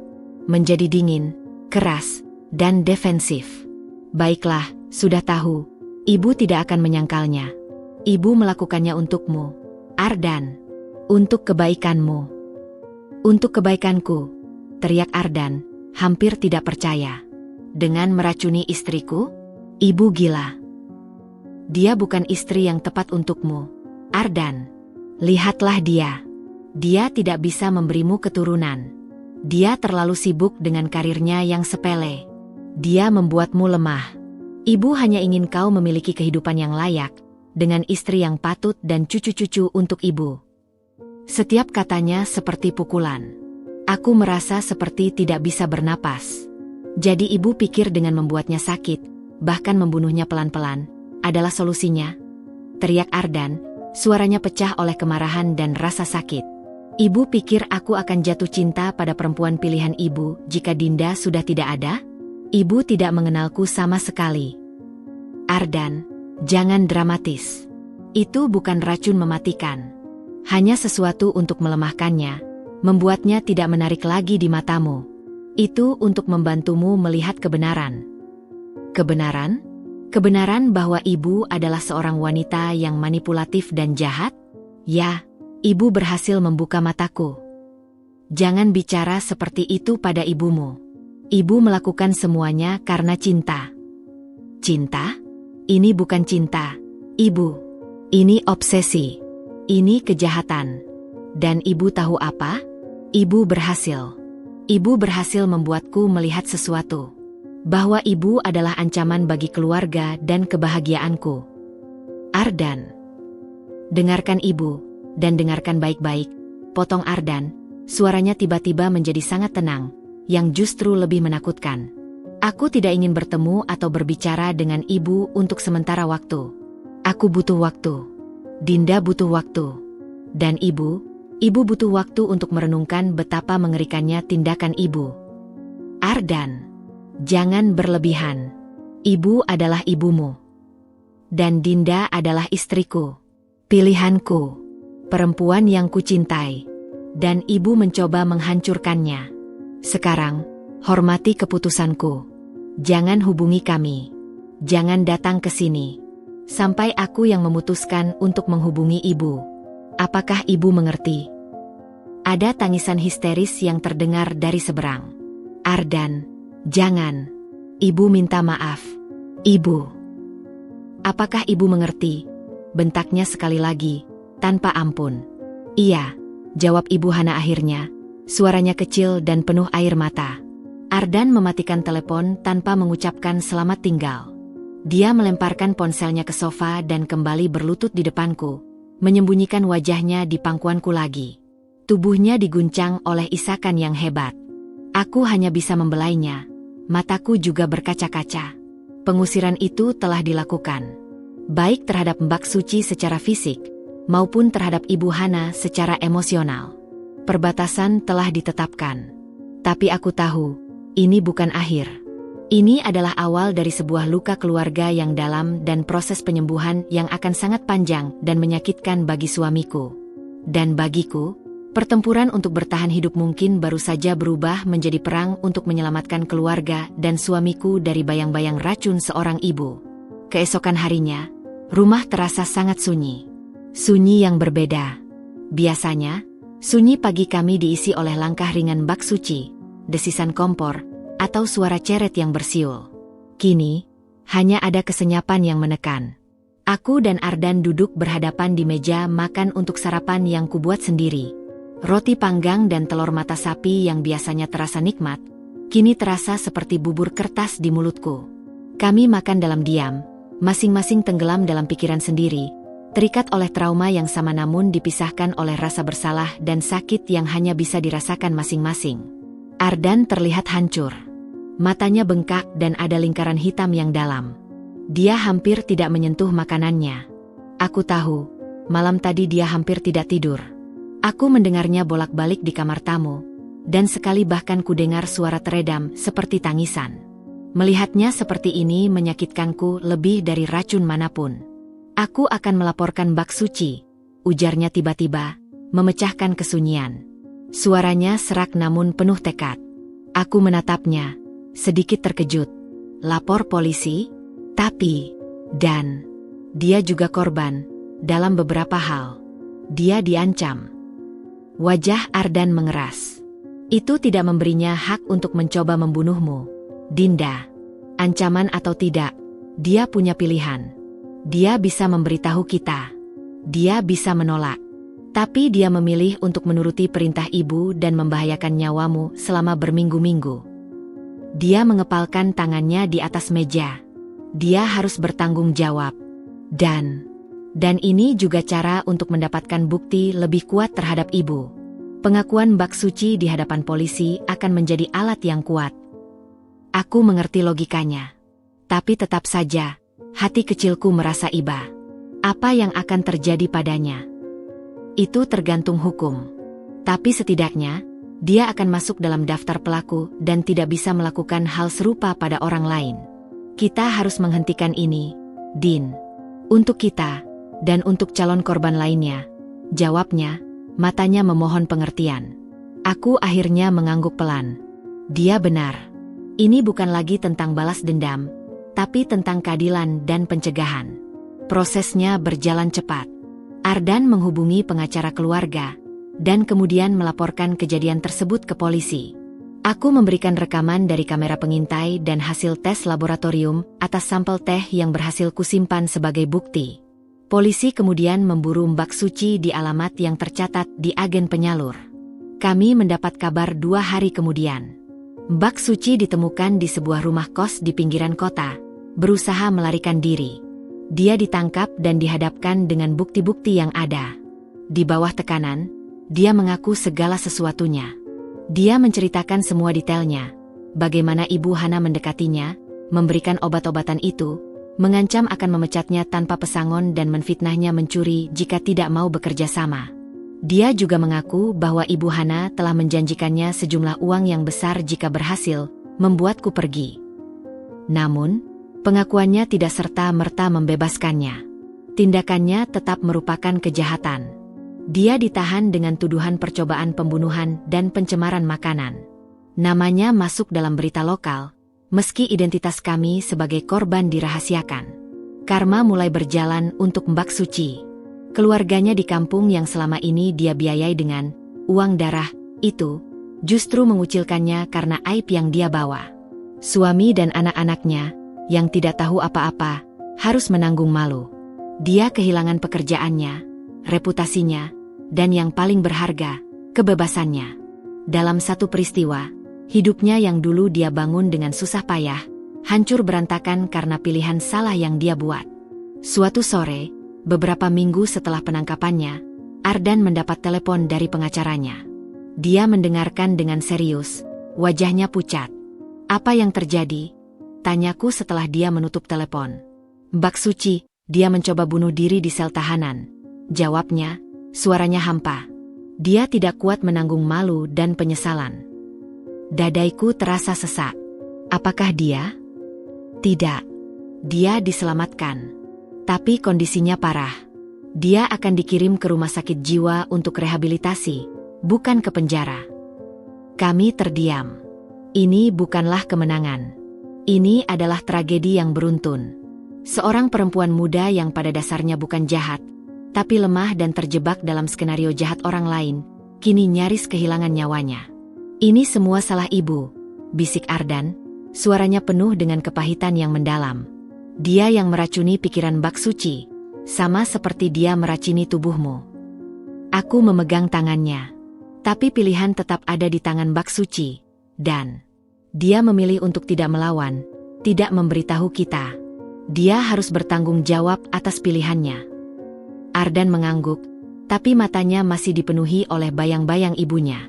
Karma untuk Mbak Suci mungkin sudah datang, tapi kami berdua tahu, akar dari semua kejahatan ini masih belum tersentuh. Ibu Hana masih berada di luar sana, mungkin sedang merencanakan sesuatu yang lain, atau mungkin sedang menyesali tindakannya. Tapi untuk kami, luka itu masih terlalu fresh, dan kepercayaan sudah hancur berkeping-keping. Rumah kami yang dulu penuh tawa, kini sunyi dan dipenuhi oleh hantu pengkhianatan dan racun yang mungkin belum sepenuhnya hilang dari tubuh dan pikiran kami. Minggu-minggu setelah kejadian itu berubah menjadi sebuah rutinitas yang hampa dan penuh kehati-hatian. Rumah kami, yang dulu terasa seperti tempat berlindung yang hangat, kini lebih menyerupai benteng yang terkunci rapat. Setiap bel pintu yang berbunyi membuat kami berdua tegang. Setiap telepon dari nomor yang tidak dikenal membuat jantungku berdebar kencang. Kami hidup dalam keadaan siaga tinggi, trauma yang dalam telah mengubah kami menjadi orang-orang yang selalu waspada. Ardan adalah yang paling terpukul. Dia seperti kehilangan cahaya dalam dirinya. Dia masih pergi kerja, masih mengurus bisnisnya, tetapi ada kegelapan di matanya yang tidak pernah ada sebelumnya. Dia lebih pendiam, lebih sering menyendiri, dan sering terlihat menatap kosong ke kejauhan. Aku tahu pikirannya selalu kembali kepada ibunya. Pengkhianatan dari darah dagingnya sendiri adalah luka yang mungkin tidak akan pernah sembuh sepenuhnya. Ibu Hana, seperti yang diperkirakan, tidak tinggal diam. Setelah shock akibat telepon dari Ardan, dia mulai mencoba segala cara untuk menghubungi kami. Teleponnya berdering terus-menerus di hari-hari pertama. Ardan selalu mematikan teleponnya atau membiarkannya berdering hingga berhenti. Wajahnya menjadi pucat dan tegang setiap kali itu terjadi. Dia menelepon lagi, katanya suatu sore, menatap layar ponselnya yang bergetar dengan ekspresi campuran antara kemarahan dan kesedihan. Nama, ibu, berkedip-kedip seperti sebuah momok. Kau tidak harus menjawabnya. Dan, kataku, meletakkan tanganku di atas pundaknya yang tegang. Aku tahu, gumamnya. Tapi dia tidak mematikan teleponnya. Dia hanya menatapnya sampai deringannya berhenti, seolah menyiksa dirinya sendiri dengan panggilan yang tidak terjawab itu. Itu adalah sebuah bentuk penebusan dosa baginya. Aku bisa merasakannya. Setelah telepon tidak dijawab, Ibu Hana beralih kepada pesan teks. Aku tidak membaca semuanya, tetapi dari sekilas yang kulihat di ponsel Ardan, pesan-pesannya berubah dari marah, membela diri, hingga putus asa dan memohon ampun. Ardan, jawab telepon ibu. Kau tidak bisa memperlakukan ibumu seperti ini. Ibu hanya ingin yang terbaik untukmu. Dinda itu bukan untukmu. Ardan, ibu minta maaf. Ibu tidak berpikir jernih. Ibu akan berubah. Nak, ibu menyesal. Tolong, jangan buang ibu. Ibu tidak punya siapa-siapa lagi. Ardan tidak pernah membalas satupun pesan itu. Tapi aku tahu dia membaca setiap katanya. Terkadang, di malam hari, kudengar dia menghela napas panjang atau bahkan terisak pelan. Perang batin yang dia alami sangat menyiksanya. Suatu hari, sebuah surat tiba melalui pos. Amplopnya berwarna krem, elegan, dengan tulisan tangan Ibu Hana yang familiar di atasnya. Ardan memegangnya seolah amplop itu adalah seekor laba-laba beracun. Dibuang saja, saranku, khawatir isinya akan semakin menyakiti dia. Dia menggeleng. Tidak. Aku harus tahu apa yang ingin dia katakan. Dengan tangan gemetar, dia membuka amplop itu dan membaca isinya. Aku memperhatikan wajahnya yang berubah-ubah, dari keras, menjadi sedih, lalu akhirnya hampa. Apa isinya? Tanyaku pelan setelah dia selesai membaca. Dia menyodorkan surat itu padaku. Bacalah sendiri. Kau berhak tahu. Aku mengambil surat itu. Isinya adalah sebuah permintaan maaf yang panjang. Ibu Hana menulis tentang penyesalannya yang mendalam, tentang bagaimana dia sadar bahwa tindakannya salah dan gila. Dia menulis bahwa cintanya padaku telah membutakan dan membuatnya melakukan hal-hal yang tidak terpuji. Dia memohon untuk diberi kesempatan untuk memperbaiki diri, untuk bertemu dan meminta maaf secara langsung. Tapi di tengah-tengah permintaan maafnya, ada kalimat yang membuatku merinding. Ibu hanya ingin melihatmu bahagia, nak. Dan ibu yakin kebahagiaanmu adalah dengan memiliki keturunan. Itu yang membuat ibu terobsesi. Dia masih tidak benar-benar mengerti. Baginya, tujuannya, memberikan cucu, masih membenarkan caranya yang jahat. Permintaan maafnya terasa manipulatif, seolah hanya sebuah strategi untuk kembali masuk ke dalam kehidupan kami. Aku menatap Ardan. Apa yang akan kau lakukan? Dia mengambil surat itu kembali dan meremasnya menjadi bola. Tidak ada yang berubah, Dinda.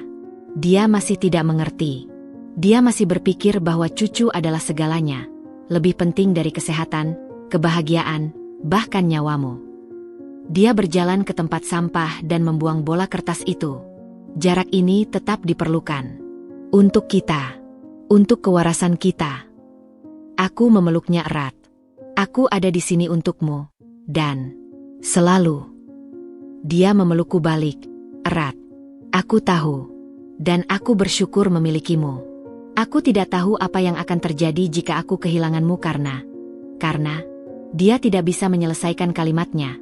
Kami memutuskan untuk sementara waktu memblokir nomor Ibu Hana dan tidak menerima surat atau kunjungan darinya.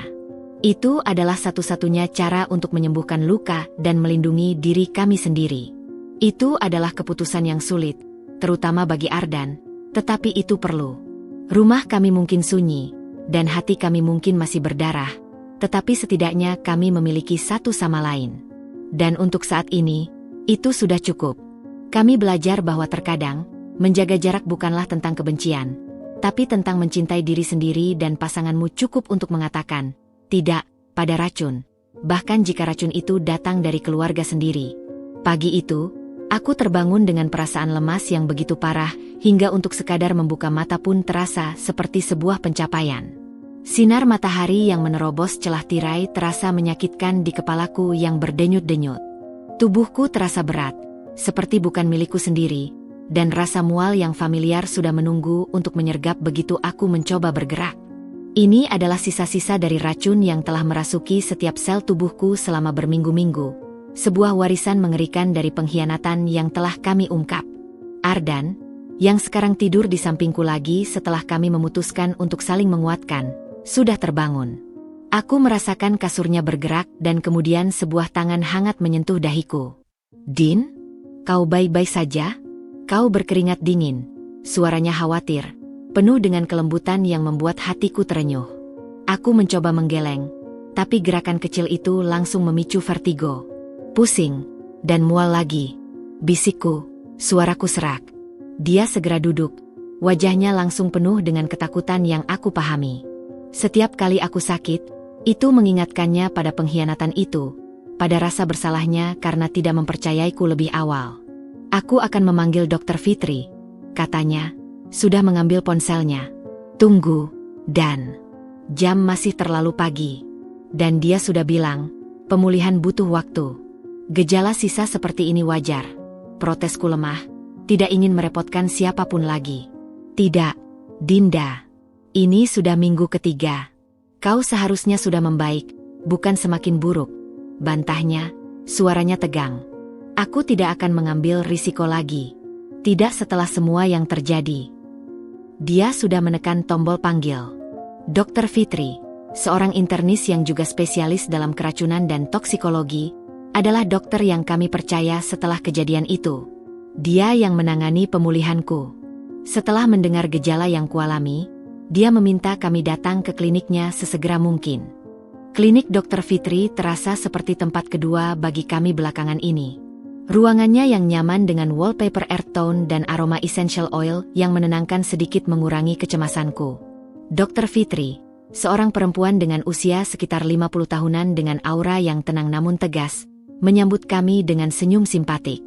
Dinda, Ardan, mari masuk. Ceritakan lagi apa yang terjadi pagi ini, pintanya setelah kami duduk. Ardan yang menjawab, menjelaskan dengan detail setiap gejalaku, bahkan yang kecil sekalipun. Dia seperti sebuah perekam yang hidup, begitu teliti dan penuh perhatian. Aku hanya duduk, merasa lemah dan bersyukur sekaligus memiliki suami yang sekarang begitu protektif. Dr. Fitri mendengarkan dengan saksama, lalu melakukan pemeriksaan fisik lengkap. Secara umum, ada perkembangan. Tapi memang, zat yang masuk ke tubuhmu, Dinda, adalah jenis yang menekan sistem saraf dan imunitas. Butuh waktu untuk membersihkannya sepenuhnya. Dan efek sampingnya bisa datang bergelombang. Jelasnya, wajahnya serius. Kita harus lebih agresif dalam terapi pemulihan. Infus vitamin dan chelation terapi untuk menarik sisa logam berat dan toksin lainnya. Apa itu aman? Tanya Ardan, menggenggam tanganku erat. Sangat aman. Justru ini yang diperlukan untuk membantu tubuhnya membersihkan diri. Tanpa bantuan, prosesnya bisa lebih lama dan gejalanya bisa terus datang seperti ini. Jawab Dr. Fitri meyakinkan. Kita juga perlu terus memantau fungsi ginjal dan hatinya melalui tes darah rutin. Ardan menghela napas. Baik, dokter. Lakukan apapun yang diperlukan. Biaya bukan masalah. Dr. Fitri tersenyum kecil. Yang penting sekarang adalah kesabaran dan dukungan. Dinda, kamu harus benar-benar patuh pada jadwal makan, istirahat, dan terapi. Tidak boleh bekerja dulu. Benar-benar total rest. Aku mengangguk pasrah. Studio desainku sudah kutinggalkan selama sebulan. Klien-klien memahami kondisi medis serius yang kualami, meski detailnya tidak mereka ketahui. Proses terapi itu melelahkan. 2 kali seminggu, aku harus menghabiskan berjam-jam di klinik dengan infus di tangan. Obat-obatan dan vitamin yang harus kuminum membuat perutku mual. Diet yang harus kujalani ketat dan membosankan. Tapi yang paling sulit adalah pertarungan mental. Setiap kali rasa mual atau pusing datang, aku langsung dibayangi ketakutan bahwa racun itu masih ada, atau bahwa seseorang mungkin masih mencoba membahayakanku. Aku menjadi paranoid terhadap makanan dan minuman, bahkan yang dibuat oleh Ardan sekalipun. Ardan adalah kekuatanku. Dia yang mengingatkanku untuk minum obat, yang memasakkan makananku dengan resep dari ahli gizi, yang menemani setiap sesi terapiku, dan yang memelukku erat ketika aku menangis karena frustrasi dan ketakutan. Dia juga yang menanggung beban finansial yang tidak kecil dari semua perawatan ini tanpa pernah mengeluh. Aku akan menjual sahamku di proyek perumahan baru itu, katanya suatu malam sambil melihat tagihan dari klinik. Tidak, Dan. Itu investasi besarmu, protesku. Tidak ada yang lebih berharga daripada kesehatanmu, Dinda. Uang bisa dicari lagi. Kamu tidak, katanya, menatapku dengan mata yang penuh keyakinan. Ini juga caraku menebus kesalahanku. Aku tidak membantah lagi. Aku tahu dia butuh melakukan ini untuk dirinya sendiri, untuk merasa bahwa dia melakukan segala yang dia bisa. Perlahan-lahan, sangat perlahan, ada titik terang. Berat badanku berhenti turun. Rasa mual mulai berkurang frekuensinya. Aku bisa tidur lebih nyenyak. Suatu pagi, aku bahkan bisa bangun dan membuat sarapan untuk kami berdua tanpa merasa ingin pingsan. Itu adalah sebuah kemenangan kecil. Ardan memelukku erat pagi itu, matanya berkaca-kaca. Kau semakin kuat, sayang. Kita semakin kuat, koreksiku, memeluknya balik. Perjuangan kesehatan ini adalah sebuah jalan panjang dan berliku. Butuh waktu berbulan-bulan, bahkan bertahun-tahun, untuk sepenuhnya pulih. Tapi setiap hari yang dilalui tanpa rasa mual, setiap malam yang bisa tidur nyenyak, adalah sebuah berkah. Kami belajar bahwa racun tidak hanya merusak tubuh, tetapi juga jiwa. Dan menyembuhkan keduanya membutuhkan waktu, kesabaran, dan cinta yang tak kenal lelah. Dan kami bertekad untuk melaluinya bersama, satu hari demi satu hari. Keheningan yang kami jaga dengan susah payah di rumah kami, ternyata tidak berlaku di luar temboknya. Dunia terus berputar, dan kabar buruk, seperti yang sudah sering terjadi, memiliki sayapnya sendiri. Rupanya, cerita tentang percobaan peracunan yang melibatkan keluarga kami dan nama besar Hana mulai menyebar seperti api disekam. Awalnya hanya dari mulut ke mulut di kalangan sempit, tapi kemudian merambat dengan cepat ke lingkaran sosial yang lebih luas, termasuk ke klien-klien bisnis Ibu Hana. Ibu Hana, di usianya yang sudah senja, masih aktif mengelola bisnis catering kecil-kecilannya yang cukup ternama, Cita Rasa Hana. Bisnis ini dibangunnya dari nol dan menjadi kebanggaannya, sering melayani acara arisan, pertemuan klub, dan pernikahan kelas menengah ke atas. Reputasinya dibangun di atas fondasi, rasa homemade, dan kepercayaan. Suatu sore, sekitar sebulan setelah kami menjalani kehidupan yang terisolasi, telepon Ardan berdering. Dari ekspresinya yang berubah, aku tahu itu bukan telepon biasa. Apa, Pak Handoko? Lama tidak berhubungan, sapa Ardan, mencoba bersikap santai. Aku melihat alisnya berkerut saat dia mendengarkan. Ibu? Ibu Hana? Kenapa dengan ibu? Tanyanya, lalu wajahnya berubah pucat. Pembatalan pesanan? Banyak? Alasannya. Dia terdiam cukup lama, mendengarkan dengan seksama. Tangannya mengepal tanpa disadarinya. Saya mengerti, Pak. Terima kasih atas informasinya. Maaf ya sampai merepotkan. Dia menutup telepon dengan pelan, lalu menatap kosong ke dinding. Ada apa? Dan? Tanyaku, sudah bisa menebak sebagian jawabannya. Dia menarik napas dalam. Itu Pak Handoko, ketua klub golf tempat ibu sering menjadi supplier untuk acara mereka. Dia membatalkan pesanan besar untuk charity event bulan depan. Alasannya, mereka sudah dapat vendor lain yang lebih sesuai. Dia memincingkan matanya. Lalu dia bertanya, dengan suara berbisik, apakah benar ibu terlibat dalam insiden keluarga yang tidak menyenangkan? Dadaiku sesak. Jadi sudah menyebar. Ternyata sudah, jawab Ardan dengan suara hampa. Pak Handoko bilang, beberapa anggota klub sudah mempertanyakan kelayakan ibu menyediakan makanan, mengingat masalah yang terjadi. Kata, masalah, itu diucapkannya dengan nada sinis. Itu hanya awal.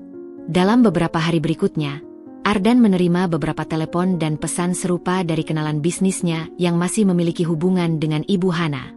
Sebuah acara pernikahan dibatalkan. Pesanan rutin untuk catering kantor sebuah perusahaan dikurangi drastis. Bahkan, seorang teman dekat Ardan yang kebetulan adalah seorang jurnalis, secara halus memperingatkannya bahwa ada desas-desus tidak enak yang beredar tentang ibunya dan bahwa beberapa media online mulai melirik. Ini karma, kan? Gumam Ardan suatu malam, menatap laptopnya yang terbuka menunjukkan grafik penurunan pesanan, cita rasa Hana, yang dia pantau diam-diam. Bisnis yang dibangun dengan rasa dan kepercayaan, sekarang runtuh karena ketidakpercayaan. Aku mendekat dan memeluk pundaknya. Ini konsekuensi, dan bukan kita yang menyebarkan kabar itu. Tapi kita juga tidak membantahnya. Jawabnya, suaranya berat. Terkadang, diam itu setara dengan setuju. Apa yang bisa kita lakukan? Mengeluarkan pernyataan bahwa ibu tidak bersalah? Padahal kita tahu dia bersalah, tanyaku lembut. Dia menggeleng, mengusap wajahnya yang lelah. Tidak, kau benar. Ini adalah konsekuensi alami dari tindakannya.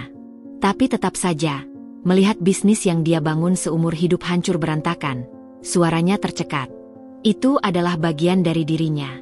Dan itu menyakitkan untuk disaksikan, bahkan untukku. Aku tahu perasaannya yang rumit. Di satu sisi, ada keinginan untuk melihat keadilan ditegakkan. Di sisi lain, ada ikatan darah yang tidak bisa diputus begitu saja, yang masih merasakan sakit ketika melihat seseorang yang pernah dicintai menderita. Karma sosial untuk Ibu Hana sedang bekerja. Lingkaran sosialnya yang dulu ramai, sekarang sepi. Undangan untuk arisan atau acara santai tidak lagi datang.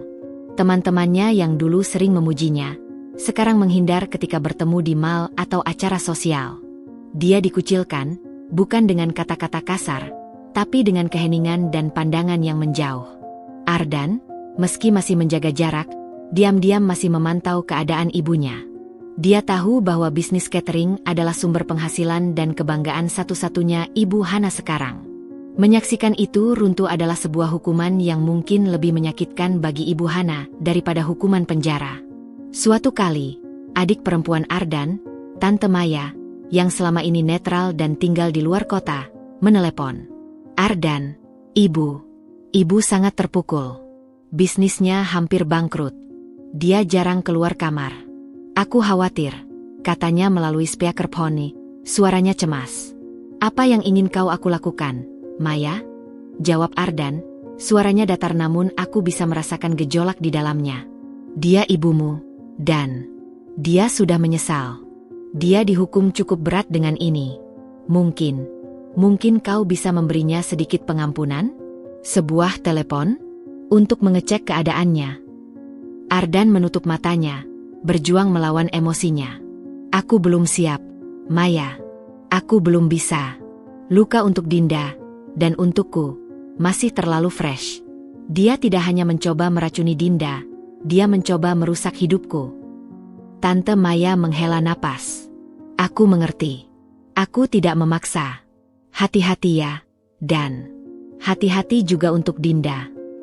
Setelah telepon berakhir, Ardan terdiam lama. Apakah aku kejam, Din? Tanyanya tiba-tiba, suaranya penuh keraguan. Tidak, dan kau melindungi kita. Melindungi pemulihan kita. Itu bukan kejam. Itu perlu, jawabku, memegangi tangannya. Ibu harus melalui konsekuensi ini. Mungkin ini cara baginya untuk benar-benar merenung dan berubah. Dia mengangguk pelan, tapi matanya masih dipenuhi konflik. Kami duduk dalam diam, menyaksikan karma yang sedang berjalan dengan caranya sendiri. Rasanya tidak selegas yang dibayangkan orang. Itu pahit, rumit, dan meninggalkan rasa getir bagi semua pihak yang terlibat. Kami belajar bahwa karma bukan tentang kemenangan, tapi tentang pelajaran pahit yang harus ditelan oleh semua orang, termasuk mereka yang hanya menyaksikannya. Tekanan dari pengucilan sosial dan kehancuran bisnisnya ternyata tidak hanya meninggalkan luka di hati Ibu Hana, tetapi juga mulai menggerogoti kesehatannya. Tubuh, pada akhirnya, seringkali menjadi cermin dari keadaan jiwa. Dan jiwa Ibu Hana sedang berada dalam kubangan penyesalan, kesepian, dan kepahitan yang dalam. Kabar tentang kondisinya sampai kepada kami melalui Tante Maya lagi, yang sekarang lebih sering menelepon dengan suara yang semakin hari semakin cemas. "Ardan, Ibu masuk rumah sakit," lapor Tante Maya suatu pagi, suaranya pecah dan terburu-buru. Ardan langsung menyetel speaker phone-nya, matanya membelalak. "Rumah sakit? Kenapa? Apa yang terjadi?" tanyanya, mencoba menyembunyikan kepanikannya. Tekanan darahnya melonjak sangat tinggi, dan dia ditemukan pingsan di kamarnya oleh tetangga yang khawatir karena tidak melihatnya keluar berhari-hari. Dokter bilang dia mengalami hypertensive crisis, dipicu oleh stres berat dan mungkin depresi. Suara Tante Maya terisak. Dia tidak makan dengan benar, minum obat tidak teratur. Dia seperti menyerah. Ardan terdiam. Aku bisa melihat konflik dahsyat yang terjadi di dalam dirinya. Tangannya menggenggam erat tepian meja sampai knuklenya memutih. Di satu sisi, ada rasa khawatir alami seorang anak kepada ibunya. Di sisi lain, ada dinding tebal kemarahan dan rasa tidak percaya yang telah dia bangun untuk melindungi kami. "Di rumah sakit mana?" tanyanya akhirnya, suaranya serak. "RS Mitra Kemayoran. Dia di ICU sekarang, tapi kata dokternya sudah stabil." "Baik, terima kasih infonya, Maya. Tolong jaga dia," kata Ardan pendek, lalu menutup telepon tanpa komitmen lebih lanjut. Dia menunduk, menahan kepalanya dengan kedua tangan. Aku mendekat dan duduk di sampingnya, meletakkan tangan di punggungnya yang tegang. "Aku harus pergi, kan?" gumamnya, suaranya tertahan. "Dia ibuku. Dia sendirian di sana. Kau tidak harus melakukan apapun yang tidak kau siap lakukan." Dan, bisikku, mencoba menenangkannya. "Dia punya Maya dan suaminya di sana." "Tapi bukan aku," jawabnya, mengangkat wajah yang dipenuhi penderitaan. "Dan di saat-saat seperti ini, dia pasti mengharapkan aku. Aku anak satu-satunya yang dekat dengannya." Dia berdiri dan mulai berjalan mondar-mandir. "Tapi bagaimana aku bisa memandang wajahnya setelah yang dia lakukan? Bagaimana aku bisa duduk di sampingnya dan berpura-pura semuanya baik-baik? Dia mencoba meracunimu, Dinda. Dia hampir membunuhmu." Aku menarik napas dalam. Ini adalah dilema yang menyiksa. Di satu sisi, aku sendiri masih memiliki rasa sakit dan ketakutan yang mendalam terhadap Ibu Hana. Di sisi lain, aku tidak ingin Ardan menanggung beban karena tidak ada di sisi ibunya di saat-saat kritis, yang mungkin akan dia sesali seumur hidup. "Dan, dengarkan aku," kataku, memegangi tangannya untuk menghentikan langkahnya. "Ini bukan tentang memaafkan atau melupakan. Ini tentang kemanusiaan. Kau bisa pergi ke sana sebagai seorang manusia yang peduli pada sesama, tanpa harus membuka pertahananmu. Kau tidak harus berbicara banyak. Cukup tunjukkan bahwa kau masih punya hati untuk mengecek keadaannya. Untuk dirimu sendiri, agar kau tidak menyesal nanti." Dia menatapku, matanya berbin-bini. Kau mau aku menjenguknya? Setelah semua yang dia lakukan padamu?" "Ini bukan tentang aku saat ini, Dan. Ini tentang kamu dan ibumu. Dan tentang menjadi manusia yang tidak kehilangan belas kasihan, bahkan kepada orang yang bersalah," jawabku, berusaha keras untuk berarti. Di dalam hati, ada bagian dariku yang masih marah dan takut, tapi aku tahu ini penting untuk Ardan. Akhirnya, dengan berat hati, Ardan memutuskan untuk pergi. Tapi dia tidak pergi sendirian. Aku bersikeras menemaninya. Bukan untuk Ibu Hana, tapi untuknya. Untuk memberinya dukungan dan kekuatan. Kami berdiri di luar ruang ICU, melihat melalui kaca. Ibu Hana terlihat sangat kecil dan rapuh di balik selimut rumah sakit. Wajahnya yang biasanya terlihat tegas dan penuh kendali, sekarang pucat dan lemas. Ada infus yang menancap di tangannya, dan monitor di samping tempat tidurnya memancarkan garis-garis dan angka yang tidak aku mengerti. Ardan berdiri di sana untuk waktu yang lama, hanya menatap. Aku bisa melihat air mata diam-diam mengalir di pipinya. Dia tidak masuk. Dia hanya berdiri di sana, berdamai dengan hantunya sendiri. Seorang perawat keluar dan mengenalinya. Mas Ardan? Anaknya Ibu Hana. Ardan mengangguk, cepat menyapu air matanya. Kondisinya sudah stabil. Sudah sadar. Mungkin dia ingin melihat Anda, kata perawat itu dengan lembut. Ardan menghela napas, lalu melihat kepadaku. Aku mengangguk, memberikan izin dan kekuatan. Dengan langkah berat, dia memasuki ruangan. Aku memutuskan untuk menunggu di luar. Ini adalah momen antara ibu dan anak. Aku melihat dari balik kaca bagaimana Ardan mendekati tempat tidur. Ibu Hana membuka matanya. Aku melihat kejutan, lalu harapan, dan kemudian rasa malu yang dalam di wajahnya. Dia mencoba berkata sesuatu, tapi Ardan menggeleng, menyuruhnya diam. Dia hanya duduk di kursi di samping tempat tidur, tidak menyentuh, tidak berbicara. Hanya hadir. Itu mungkin adalah kunjungan yang paling singkat dan paling sunyi dalam sejarah, tapi penuh dengan makna. Setelah sekitar 5 menit, Ardan berdiri, mengangguk pada ibunya, dan keluar. Wajahnya tampak hancur tapi juga lebih tenang. Apa katanya? Tanyaku saat kami berjalan menuju mobil. Dia hanya bilang, "Maaf," jawab Ardan, suaranya bergetar. Dan aku tidak bisa mengatakan apa-apa. Aku hanya tidak bisa. Itu sudah cukup. Dan kau sudah datang. Itu yang penting, kataku, memegangi tangannya. Pergi ke rumah sakit tidak serta-merta menyembuhkan luka atau menghapus rasa marah. Tapi itu mungkin menjadi awal dari sebuah proses panjang bagi Ardan untuk berdamai dengan masa lalu dan dengan ibunya. Dan bagi Ibu Hana, melihat anaknya datang mungkin adalah sebuah pelajaran yang lebih dalam daripada semua pengucilan sosial yang dia alami. Bahwa ada konsekuensi yang sangat nyata dan menyakitkan dari tindakannya. Dan bahwa cinta sejati tidak bisa dipaksakan dengan racun dan manipulasi. Titik terendahnya mungkin adalah awal yang baru. Atau mungkin hanya sebuah jeda dalam tragedi yang belum berakhir. Hanya waktu yang bisa menjawab. Waktu terus bergulir, membawa serta luka-luka lama yang perlahan mulai mengering dan bekasnya memudar. Kunjungan singkat Ardan ke rumah sakit menjadi sebuah turning point, bukan hanya untuk Ibu Hana, tetapi terutama untuk dirinya sendiri. Itu adalah sebuah tindakan penutup, sebuah cara untuk meletakkan beban yang terlalu berat untuk dipikul sendirian. Dia tidak langsung memaafkan, tapi setidaknya dia mulai menerima bahwa ibunya adalah manusia yang cacat dan melakukan kesalahan besar, dan bahwa hidupnya harus terus berjalan. Pemulihanku juga menunjukkan kemajuan yang signifikan. Badanku mulai berisi kembali, energiku pulih, dan yang paling penting, rasa takut terhadap makanan dan minuman perlahan menghilang. Aku bahkan mulai bisa memasak lagi di dapur kami, merebut kembali ruang yang pernah dikotori oleh pengkhianatan. Setiap hidangan yang berhasil kuselesaikan tanpa rasa cemas adalah sebuah kemenangan kecil. Suatu sore yang cerah, kami duduk di balkon, menikmati teh yang kubuat sendiri, yang terasa manis dan bebas dari rasa pahit kecurigaan. Aku memikirkan sesuatu, ujar Ardan tiba-tiba, menatap cangkir di tangannya. Apa itu? Tanyaku, menikmati kehangatan matahari sore. Studio MU. Sudah lama sekali kau tidak mengurusnya. Aku tahu kau rindu, katanya, menatapku. Dan kesehatanmu sudah jauh lebih baik. Mungkin sudah waktunya kau kembali melakukan apa yang kau cintai. Aku tersenyum. Aku memang merindukan pekerjaanku. Tapi, apa kau yakin?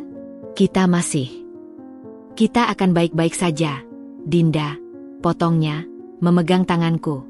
Kita tidak bisa hidup selamanya dalam ketakutan. Aku akan mendukungmu. Selalu. Dan kali ini, tidak ada yang akan mengganggumu. Aku janji. Matanya penuh dengan keyakinan dan cinta yang membuatku merasa aman. Maka, dengan hati yang berdebar-debar campur ekscitement, aku kembali ke studio desain interiorku. Awalnya canggung, seperti mengendarai sepeda setelah bertahun-tahun tidak melakukannya. Tapi klien-klienku menyambut dengan hangat, dan kreativitasku yang lama seolah menemukan saluran baru untuk mengalir. Bekerja lagi memberiku kembali sebagian identitasku yang sempat hilang. Sementara itu, kehidupan Ibu Hana mengambil jalan yang berbeda. Setelah keluar dari rumah sakit, dia memutuskan untuk menjual Cita Rasa Hana, yang sudah hampir bangkrut. Dia menggunakan sebagian uangnya untuk membayar semua biaya pengobatanku tanpa kami minta. Sebuah tindakan permintaan maaf yang nyata, meski tanpa kata-kata.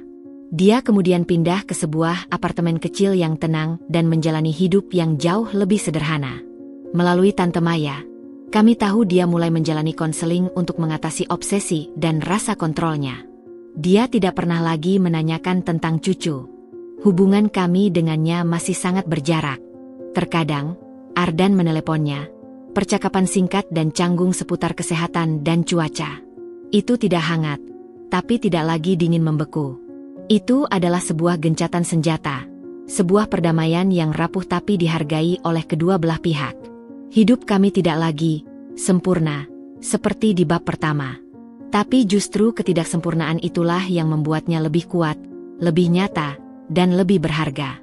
Kami belajar bahwa cinta bukanlah tentang tidak memiliki masalah, tapi tentang berani menghadapi badai bersama dan keluar lebih kuat di sisi lain. Suatu malam, sambil berjalan-jalan di taman dekat rumah, tangan Ardan menggenggam tanganku erat. "Terima kasih," bisiknya tiba-tiba. "Untuk apa?" "Untuk tidak menyerah. Untuk mempercayaiku bahkan ketika aku tidak mempercayaimu. Untuk tetap berada di sisiku meskipun keluargaiku hampir menghancurkanmu." Dia berhenti dan menatapku. Matanya berbinar di bawah cahaya bulan. "Aku tidak tahu apa yang akan terjadi jika aku kehilanganmu." Aku mengangkat tangan kami yang tergenggam dan menciumnya. "Kau tidak akan kehilanganku. Kita sudah melalui yang terburuk. Sekarang, kita membangun kembali. Bersama-sama." Dia mengangguk, dan kami melanjutkan jalan. Sisi menyentuh sisi, tidak perlu kata-kata lagi. Masa lalu masih ada, seperti bayangan yang selalu mengikuti, tapi tidak lagi mengendalikan kami. Kami telah mengambil kembali kendali atas hidup dan kebahagiaan kami. Dan di kejauhan, bulan purnama bersinar terang, menerangi jalan di depan kami. Jalan yang tidak lagi lurus dan mulus, tapi penuh dengan kemungkinan dan harapan untuk sebuah awal yang baru. Sebuah bab yang ditulis dengan tinta yang lebih kuat, lebih bijaksana, dan penuh dengan cinta yang telah diuji oleh api dan racun, tapi ternyata tidak bisa dihancurkan. Akhir dari sebuah tragedi adalah awal dari sebuah ketahanan. Dan kami, akhirnya, siap untuk memulainya.